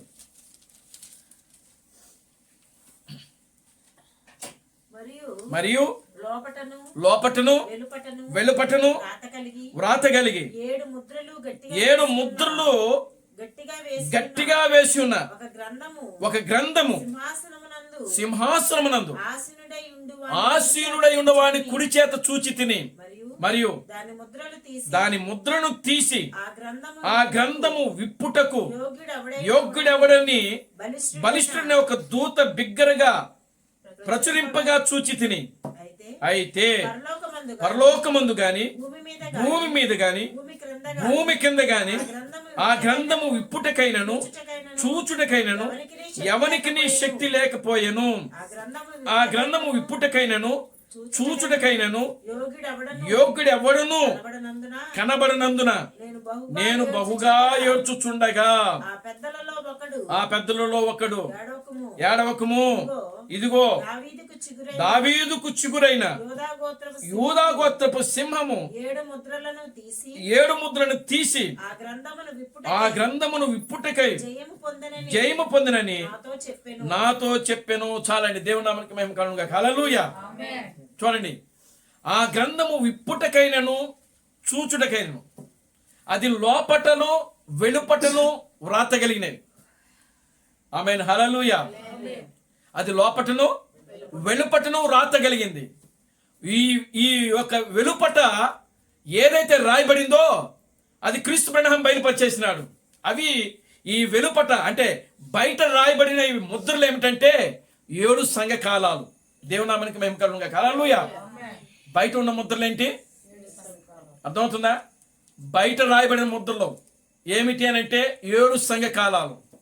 మరి లోపల కూడా ఉన్నాయి దానికి ముద్రలు. దేవునామానికి మహిమ కలుగునుగాక. హల్లెలూయా. ఆ ముద్రలు క్రీస్తు బ్రహ్మంకి తెలుసు. లోపల ఏమైతే రాయబడిందో ఆ లోపల రాయబడిన విషయాన్ని కూడా క్రీస్తు బ్రహ్మము ఆయన చూచాడు, ఆయనకి తెలుసు. కానీ అది సంగమునకు వివరించలేదు క్రీస్తు బ్రహ్మము. దేవునామానికి మహిమ కలుగును గాక. హల్లెలూయా. ఎందుకు? లోపట ఏముందంటే ఆయన గురించి రాయబడింది, ఆయనే దేవుడని. లోపట ఎవరి గురించి రాయబడింది? వధువు గురించి రాయబడింది. దేవునామానికి మహిమ కలుగును గాక. హల్లెలూయా. కనుక క్రీస్తు బ్రహ్మము ఆ లోపట ఏదైతే ఉందో అది చూచి చదివి దాన్ని గ్రహించి ఆయన ఏం చేసినాడంటే దాన్ని మరలా మూసేశాడు. దేవునామానికి మహిమ కలుగును గాక. హల్లెలూయా. మూసేసి ఆయన ఏమని చెప్పాడంటే ఆ లోపట ఉన్న ముద్రలు మీకు కాదు, అది వేరే తరానికి అని చెప్పాడు ఆయన. దేవునికి స్తోత్రం చెప్పండి. హల్లెలూయా. ఆ వేరే తరము ఎవరో కాదు, మనమే. Glory to God. హల్లెలూయా. కనుక ఇప్పుడు చూడండి, ఆ లోపట ఉన్న విషయాలు ఏవైతే ఉన్నావో అవి క్రీస్తు బ్రహ్మం చదివాడు, వాటిని గ్రహించాడు, వాటిని తెలుసుకున్నాడు. తెలుసుకున్న వ్యక్తి, గ్రహించిన వ్యక్తి వాటిని సంఘానికి బోధించకుండా విడిచిపెట్టేశాడు. ఎందుకు అనంటే అది 7వ ముద్ర, 7 ఉరుములే. దేవునామానికి మహిమ కలుగును గాక. హల్లెలూయా.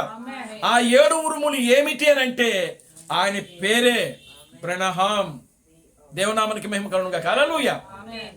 కనుక ఇప్పుడు చూడండి, ఆయన చూసి తెలుసుకున్నాడు. ఆమేన్. హల్లెలూయా. ఎవరు? క్రీస్తు బ్రహ్మము చూసి తెలుసుకున్నాడు. కానీ చూడకుండా ఒక వ్యక్తి వచ్చాడు. ఎవరనంటే క్రీస్తు థామస్. దేవునామానికి మహిమ కలుగును గాక. హల్లెలూయా. విశ్వాసము ద్వారా వచ్చాడు. బలిష్ఠుడైన యొక్క దూత యొక్క పరిచర్య ప్రియులారా క్రీస్తు థామస్లో కూడా అది నెరవేర్పు జరిగింది. ఎలా ఆయన బలవంతుడయ్యాడు అనంటే విశ్వాసము ద్వారా బలవంతుడయ్యాడు ఆయన. ఆమేన్. హల్లెలూయా. అదే యేసుక్రీస్తు చెప్పాడు, చూచి నమ్మిన వాడి కంటే చూడక నమ్మిన వాడు ధన్యుడు. అది బలవంతుడంటే. Glory to God. హల్లెలూయా. ఏమండి, రాయబడింది చెప్పడం గొప్ప విషయం కాదు, లేదా దేవుడు చెప్తే దాన్ని నమ్మి దాని ప్రకారం జీవించడము గొప్ప విషయం కాదు. దేవునామానికి మహిమ కలుగును గాక. హల్లెలూయా. అవి గొప్ప విషయాలే, జీవించడం గొప్ప విషయమే. కానీ అంతకంటే కూడా బలమైనది, అంతకంటే కూడా శక్తివంతమైనది, అంతకంటే కూడా గొప్ప కార్యం ఏంటి అనంటే దేవుడు ఏదైతే మరుగు చేశాడో, ఏదైతే ప్రజలకు చెప్పలేదో ఆ చెప్పని కార్యాన్ని, మరుగు చేసిన కార్యాన్ని విశ్వాసము ద్వారా తాను ఏం చేసినాడంటే తెలుసుకుని దానిని ప్రజలకు ప్రకటించడమే ప్రియులారా గొప్ప కార్యము. దేవునామానికి మహిమ కలుగును గాక. హల్లెలూయా. చూడండి, అతడు నా నామమును ఎరిగిన వాడు క్రీస్తు థామస్. ఆమేన్. హల్లెలూయా. ఎలా తెలుసుకున్నాడు ఆయన? దేన్ని బట్టి తెలుసుకున్నాడు? విశ్వాసము ద్వారా. విశ్వాసము ద్వారా. దేవుడు చెప్తే ప్రియులారా గమనించండి, ఆయన తెలుసుకోలేదు. లేదా దర్శనము ద్వారా ఓ క్రీస్తు థామస్ ఆ పేరును తెలుసుకోలేదు. లేకపోతే ప్రియులారా ఎవరో దూత గాబ్రియల్ వచ్చో లేదా మిఖాయేలు వచ్చి చెప్తే ఆ పేరును ఆయన తెలుసుకోలేదు. ఆయన కేవలము ప్రియులారా వాక్యాన్ని చదువుట ద్వారా, క్రీస్తు బ్రహ్మము యొక్క వర్తమానాలు చదువుట ద్వారా, విశ్వాసము ద్వారా ఆయన ఆ పేరును ప్రకటించాడు, క్రీస్తు థామస్. దేవునామానికి మహిమ కలుగును గాక. హల్లెలూయా. ఆమేన్. హల్లెలూయా. ఇప్పుడు దేవుడు క్రీస్తు థామస్ను ఏం చేయబోతున్నాడంటే గణపరచబోతున్నాడు ఆయన. ఆమేన్. హల్లెలూయా. ఏ విధంగా? ఈ రాజ్యాన్ని ఇచ్చి ఆ రాజ్యమునకు రాజుగా ఆయన నియమించబోతున్నాడు ఆయన. దేవునామానికి మహిమ కలుగును గాక. హల్లెలూయా. అదే ఇశ్రాయేలుకు రాజు దేవుడు మోషేను ఎన్నుకున్నాడు. మోషేను వాళ్ళకి ఒక ప్రవక్తగాను, ఒక యాజకుడిగాను, ఒక న్యాయాధిపతిగాను, ఒక తీర్పరిగాను దేవుడు మోషేను ఎన్నుకున్నాడు. దేవుడు మోషేను ఘనపరిచాడు. దేవునామానికి మహిమ కలుగును గాక. హల్లెలూయా. యేసును దేవుడు ఘనపరిచాడు ఆయన నామం ద్వారా. ఇప్పుడు క్రీస్తు థామస్సును దేవుడు ఏం చేయబోతున్నాడంటే హెచ్చించి ఆయనను ఘనపరచబోతున్నాడు. క్రీస్తు థామస్సును దేవుడు ఘనపరచబోతున్నాడు ఆయన. హల్లెలూయా. ఎందుకు అనంటే విశ్వాసము ద్వారా ఆయన ఏం చేస్తున్నాడంటే వాక్యమును పట్టుకున్నాడు ఆయన. విశ్వాసము ద్వారా ప్రియులారా ఆయన యొక్క నామాన్ని ఆయన ఎరిగిన వ్యక్తి గనుక గ్లోరీ గారు హల్లెలూయా. విశ్వాసము ద్వారా ఆయన నామమును ఆయన తెలుసుకున్నాడు. గ్లోరీ గారు హల్లెలూయా. కనుక ఈ ప్రపంచంలో ప్రియులారు గమనించండి, మొట్టమొదటిగా విశ్వాసము ద్వారా బైబిలును తెలుసుకున్న వ్యక్తి ఎవరనంటే క్రీస్తు థామసే. విశ్వాసము ద్వారా దేవునామానికి మహిమ కలుగుగా. హల్లెలూయా. చూడండి, యోహాను సువార్తలో ఆయన చెప్తున్నాడు, నా యందు విశ్వాసముంచువాడు వాడు మరణములోనికి రాక, తీర్పులోనికి రాక, జీవములోనికి దాటి ఉన్నాడు. నా యందు విశ్వాసముంచువాడు.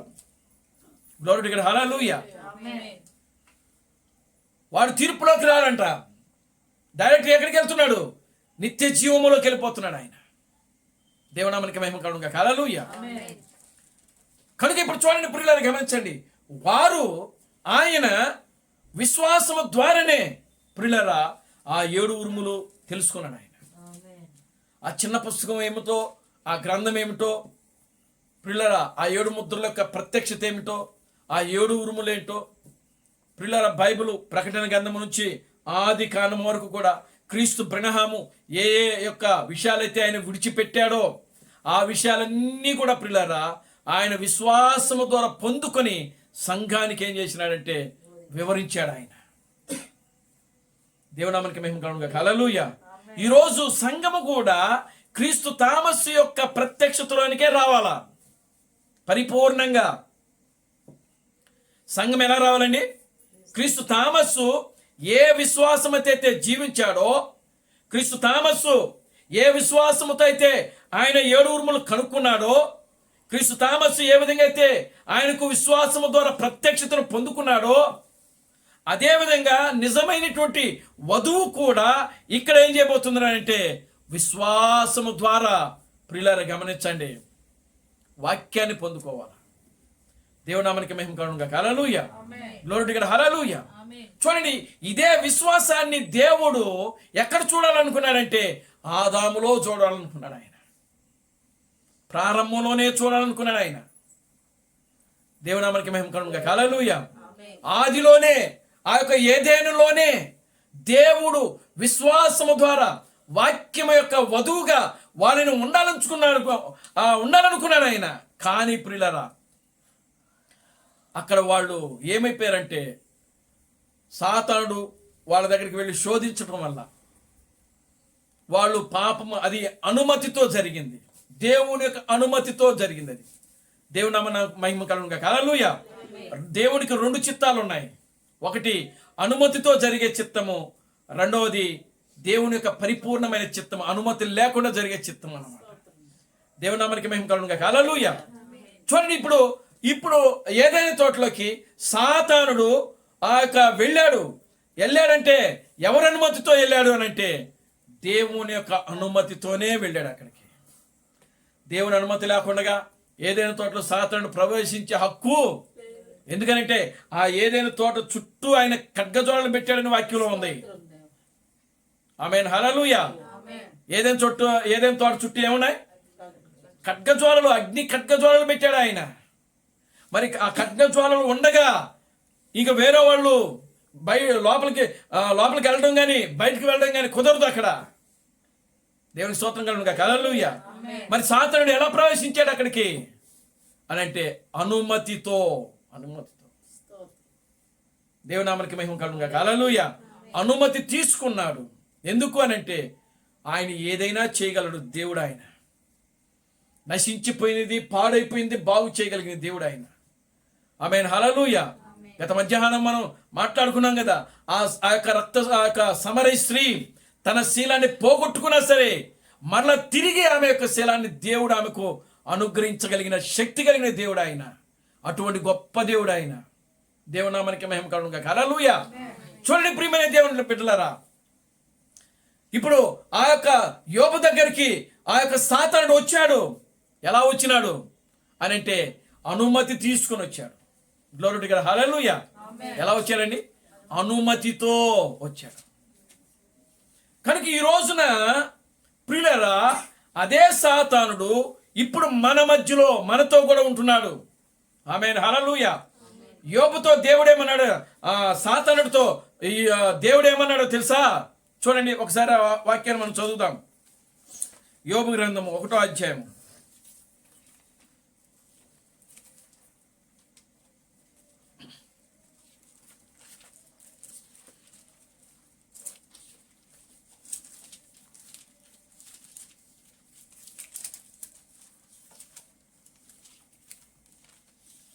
యోబు గ్రంథము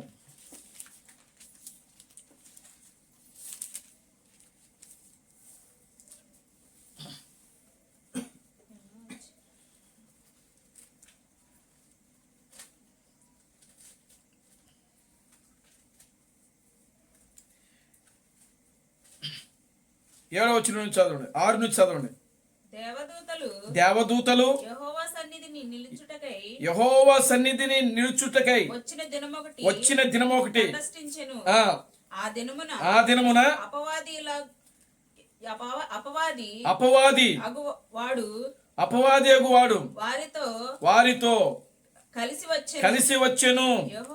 యెహోవా నీవు ఎక్కడ నుండి వచ్చితివని వాణ్ణి అడుగగా అపవాది భూమి మీద ఇటు అటు తిరుగులాడుచు అందులో సంచరించుచు వచ్చితినని యెహోవాకు ప్రత్యుత్తరం ఇచ్చెను.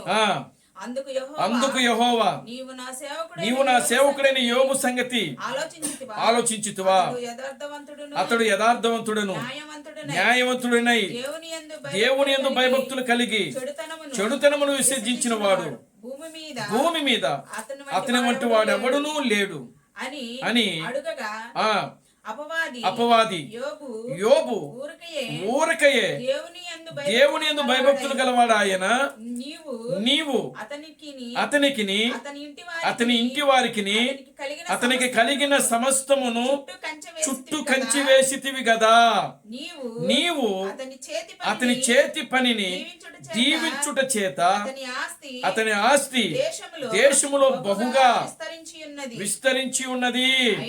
అయినను నీవు నీ చేయి చాపి అతనికి కలిగిన సమస్తమును మొత్తిన ఎడల అతడు నీ ముఖము ఎదుటనే దూషించి నిన్ను విడిచిపోవును అని యెహోవాతో అనగా యెహోవా ఇదిగో అతనికి కలిగిన సమస్తమును నీ వశము ఉన్నది, అతనికి మాత్రము ఏ హాని చేయకూడదని అపవాదికి సెలవేయగా వాడు యెహోవా సన్నిధి నుండి బయలు వెళ్ళెను.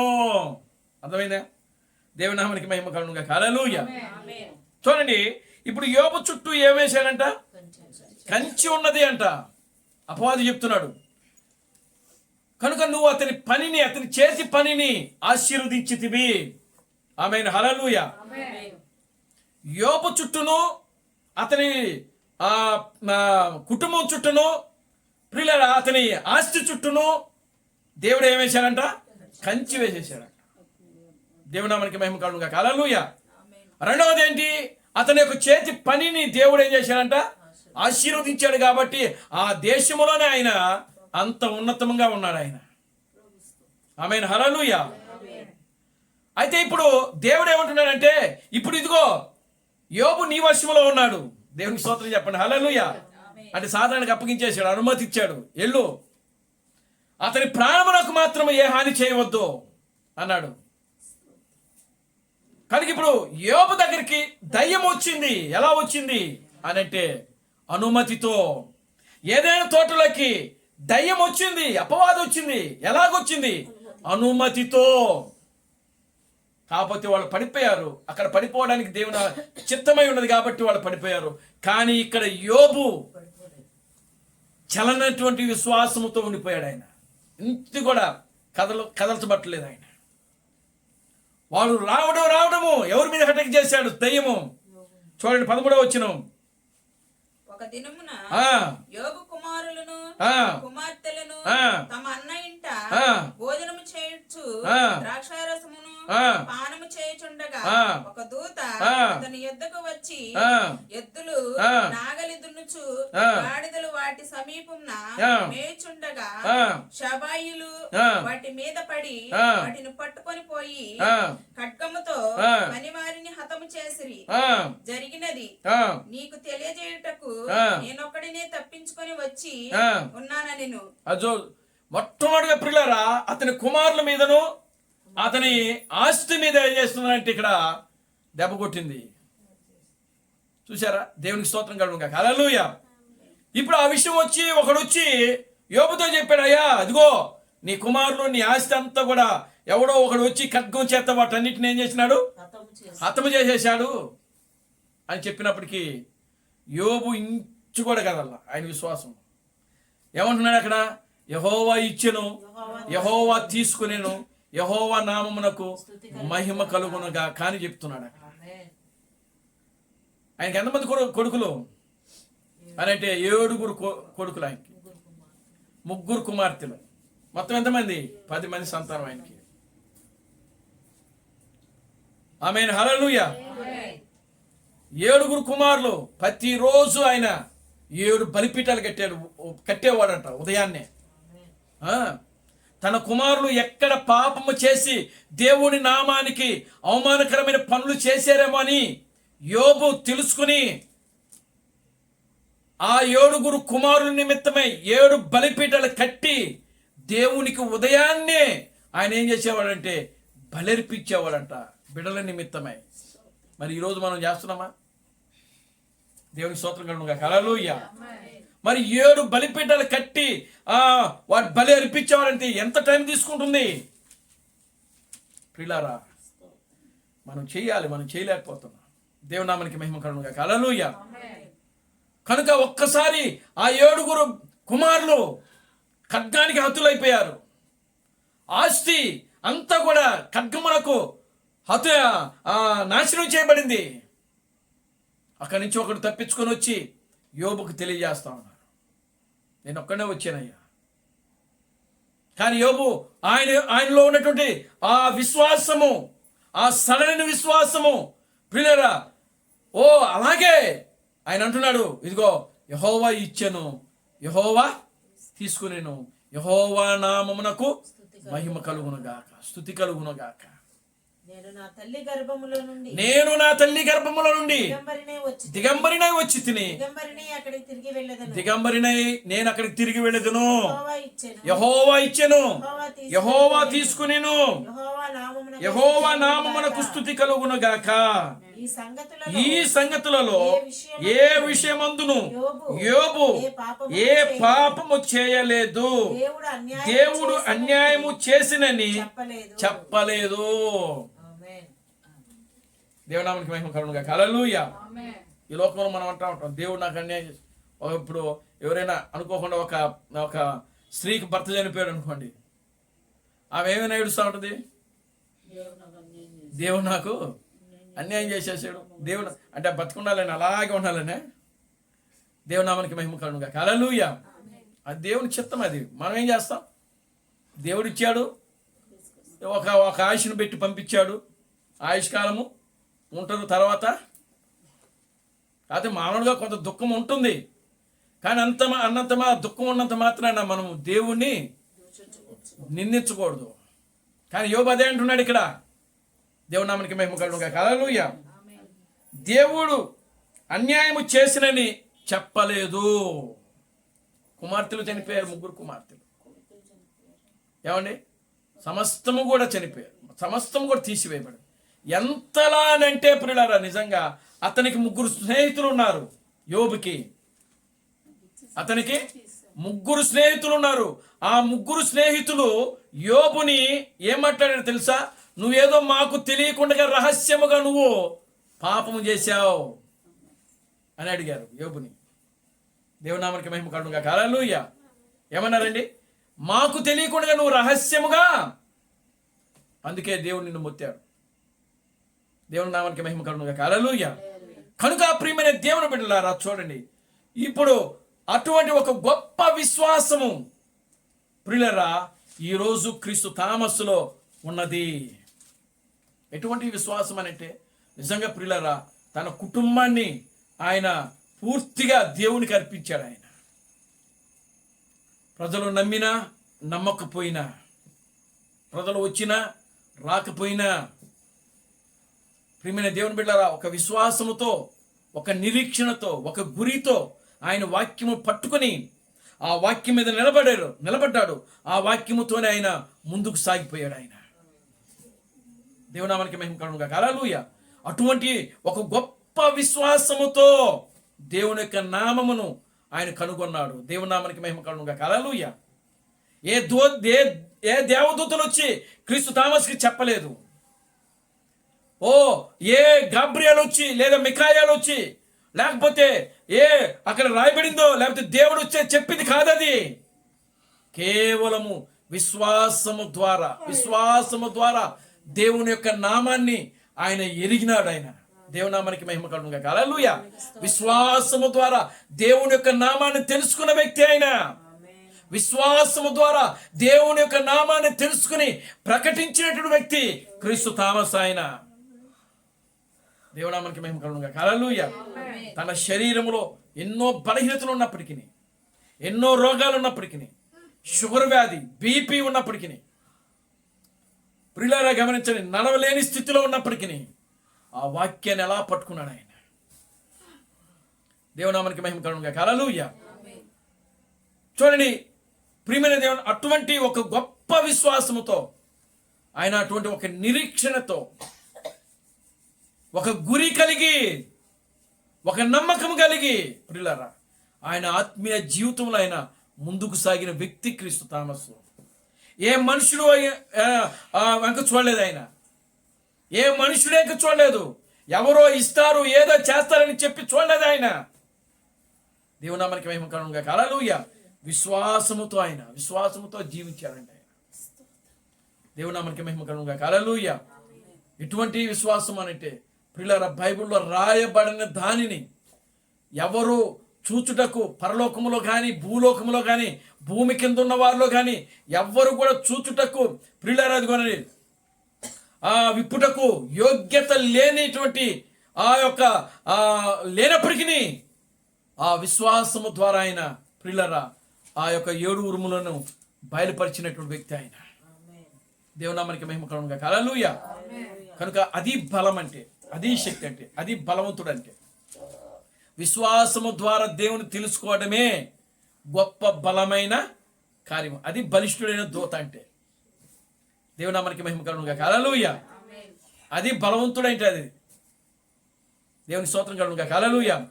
విశ్వాసములో, ఆత్మీయ జీవితములో బలవంతుడుగా ఉండటం, శక్తివంతుడుగా ఉండటం. దేవునామానికి మహిమ కలుగునుగాక. హల్లెలూయా. శరీర సంబంధంగా కాదు, ఆత్మీయంగా. అతడు నా నామమును ఎరిగినవాడు కనుక నేను అతను ఏం చేయబోతున్నాను? గణపరచబోతున్నాను. రేపు దేవుడు క్రీస్తు థామస్ను ఏం చేయబోతున్నాడు? రంగం మీదకి తీసుకొని రాబోతున్నాడు. ఆయన తీసుకొని వచ్చి ఈ యొక్క 1000 ఏళ్ల పరిపాలనలో ఆయనను దేవుడు క్రీస్తుగా నియమించి 1000 ఏళ్ల పరిపాలనలో ఆయన రాజుగా ఉండబోతున్నాడు. అదే దేవుడిచ్చేటువంటి ఒక గొప్ప ఘనమైన కార్యం ఆయనకి. దేవునామానికి మహిమ కలుగునుగాక. హల్లెలూయా. Glory to God. హల్లెలూయా. కనుక ఒక రాజుగా దేవుడు ఆయనను గణపరచబోతున్నాడు. ఆయన ఒక రాజ్య పరిపాలన ఇవ్వబోతున్నాడు క్రీస్తు థామస్కి. ఆమేన్. హల్లెలూయా. కనుక ఆయన నామమును ఎరిగిన వారిని దేవుడు ఏం చేయబోతున్నాడు? గణపరచబోతున్నాడు.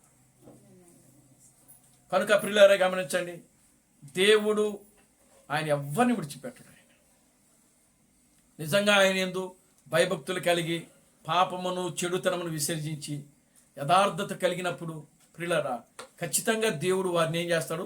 గణపరుస్తాడు. ఇప్పుడు యోబును గణపరిచాడా లేదా ఆయన?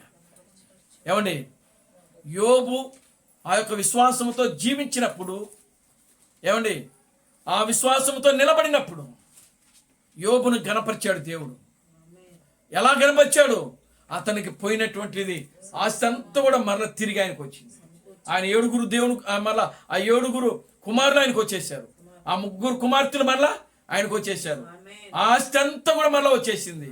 ఆయన ఏదైతే పోగొట్టుకున్నాడో మరలా తిరిగి అదంతా కూడా ఆయనకి మరలా ఇవ్వబడింది. అది గణపరచబడటం అంటే. దేవునామానికి మహిమ కలుగునుగాక. హల్లెలూయా. అది గణపరచబడటం. దేవుడు ఈ రోజున మనం పట్టుకున్న వాక్యము, దాని పక్షాన మనం నిలబడితే ప్రియులారా ఖచ్చితంగా దేవుడు మనల్ని గణపరుస్తాడు. దాని ప్రకారం నిలబడాలి, మనం దాని ప్రకారం జీవించాలి.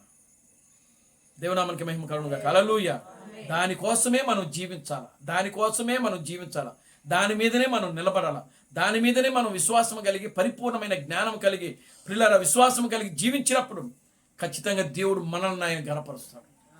ఖచ్చితంగా మనం ఈ లోకములో సజీవంగా ఎత్తబడేంత వరకు కూడా పిల్లారా ఏదో ఒక రోజున దేవుడు నిన్ను గణపరిచి చూపిస్తాడు ఈ లోకములో. స్తోత్రం. దేవునామానికి మహిమ కలుగునుగా. హల్లెలూయా.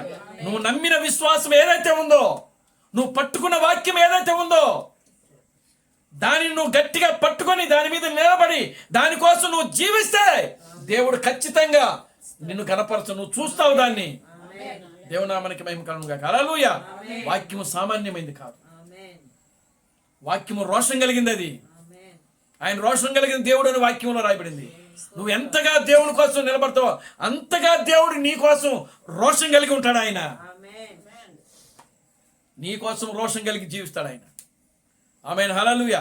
నీవు ఆయన కోసం రోషం కలిగి జీవిస్తే, ఏమండి, నీవు ఆయన కోసము రోషము కలిగి పనిచేస్తే, నీవు ఆయన కోసము రోషము కలిగి జీవిస్తే, దేవుడు నీ నిమిత్తం కూడా ఆయన ఎలా ఉంటున్నాడంటే రోషము కలిగి జీవిస్తాడు ఆయన.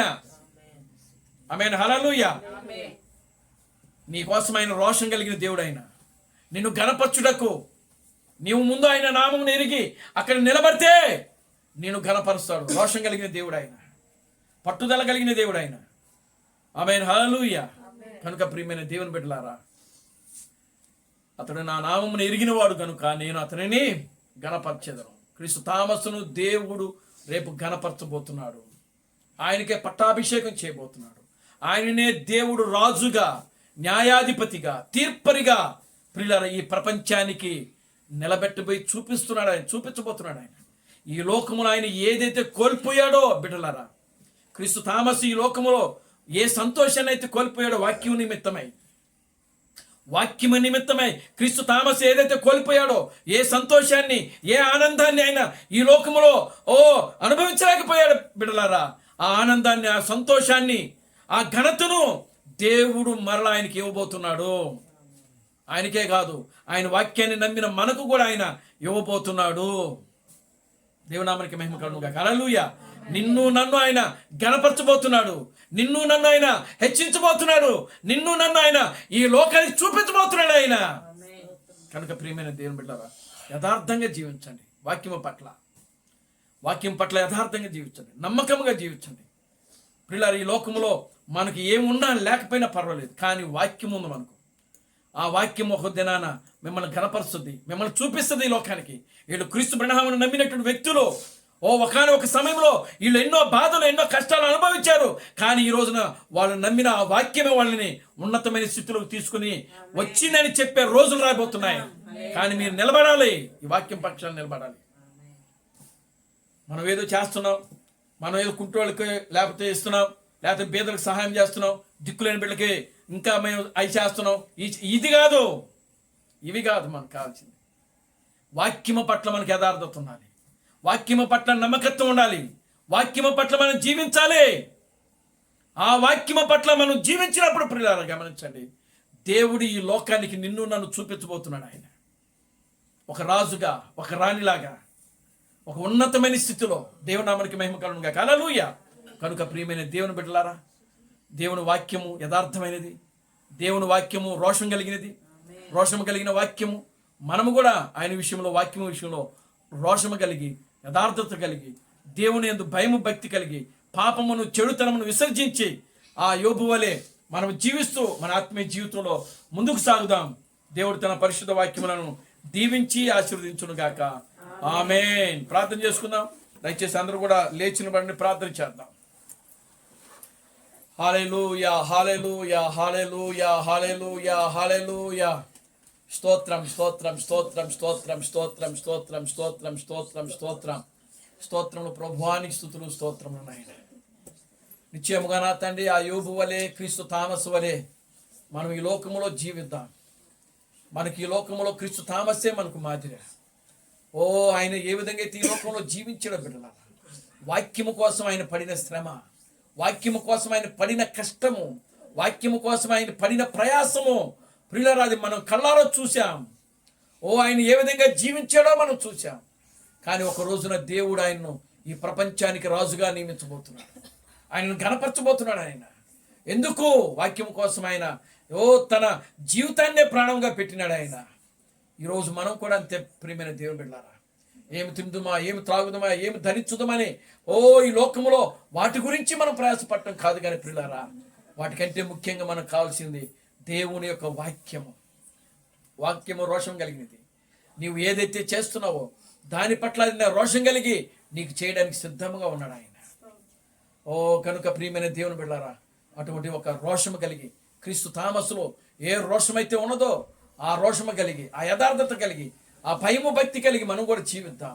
ఒక దినాన దేవుడు ఈ ప్రపంచానికి మనల్ని కూడా ఆయన చూపించబోతున్నాడు. మహాపరిశుద్ధుడా, జీవము గల దేవుడా, జీవాధిపతి, నా ప్రభు అయిన బ్రహ్మం క్రీస్తు, నీ పవిత్రమైన పాదాలకు వందనాలు, స్తుతులు, స్తోత్రములు ప్రభువా.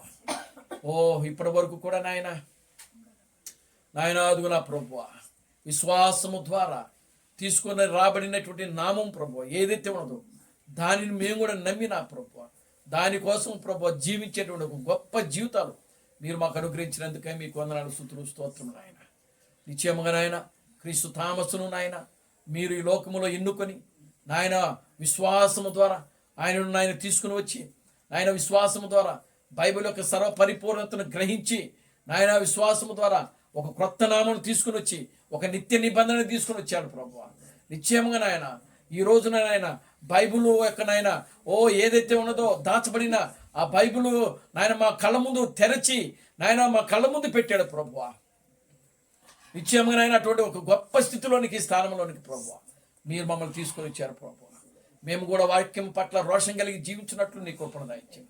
మేము ఎక్కడ కూడా నాయన నీ వాక్యమునకు నాయన అవిధేయులుగా వండుకున్నట్లు నాయన విధేయత కలిగి నాయన నీలో జీవించడం సహాయం దాయించింది. సమస్త ఘనత మహిమను మీరు తెచ్చుకోండి. జీవం కలిగిన నా ప్రభు అయిన క్రీస్తు బ్రహ్మను నీ సర్వశక్తి కలిగిన నామము ప్రార్థించి స్తుతించి వేడుకొనుచున్నాము. ఆమేన్. అందరూ కూడా రెండు చేతులు పైకెత్తి కోరస్ పాడుకుందాం. Christ Branham never fails. Christ Branham never fails. Christ Branham never fails in thee. Hallelujah. Hallelujah. Christ Branham never fails in thee. He's coming very soon. He's coming very soon. He's coming very soon in thee. Hallelujah. Hallelujah. He's coming very soon in thee. నా ప్రాణమా ప్రభువును స్తుతించు, నా అంతరము సమస్తమైన పరిశుద్ధనామమును స్తుతించు. నా ప్రాణమా ప్రభువును స్తుతించు. ప్రభు అయిన క్రీస్తు బ్రహ్మం చేసిన ఉపకారములలో దేనిని మరొకము. ఆమేన్. రాజులకు రాజుగా, ప్రభువులకు ప్రభుగా, పెండ్లి కుమారుడుగా తెర మీద ప్రత్యక్షము కానున్న ప్రభు అయిన క్రీస్తు బ్రహ్మం యొక్క కృపా సమాధానము ఇక్కడ కూడిన ప్రతి బిడ్డకును, ఈ కుటుంబమునకును ఇప్పుడును సదాకాలము తోడైండి నడిపించును గాక. ఆమేన్. ఆమేన్.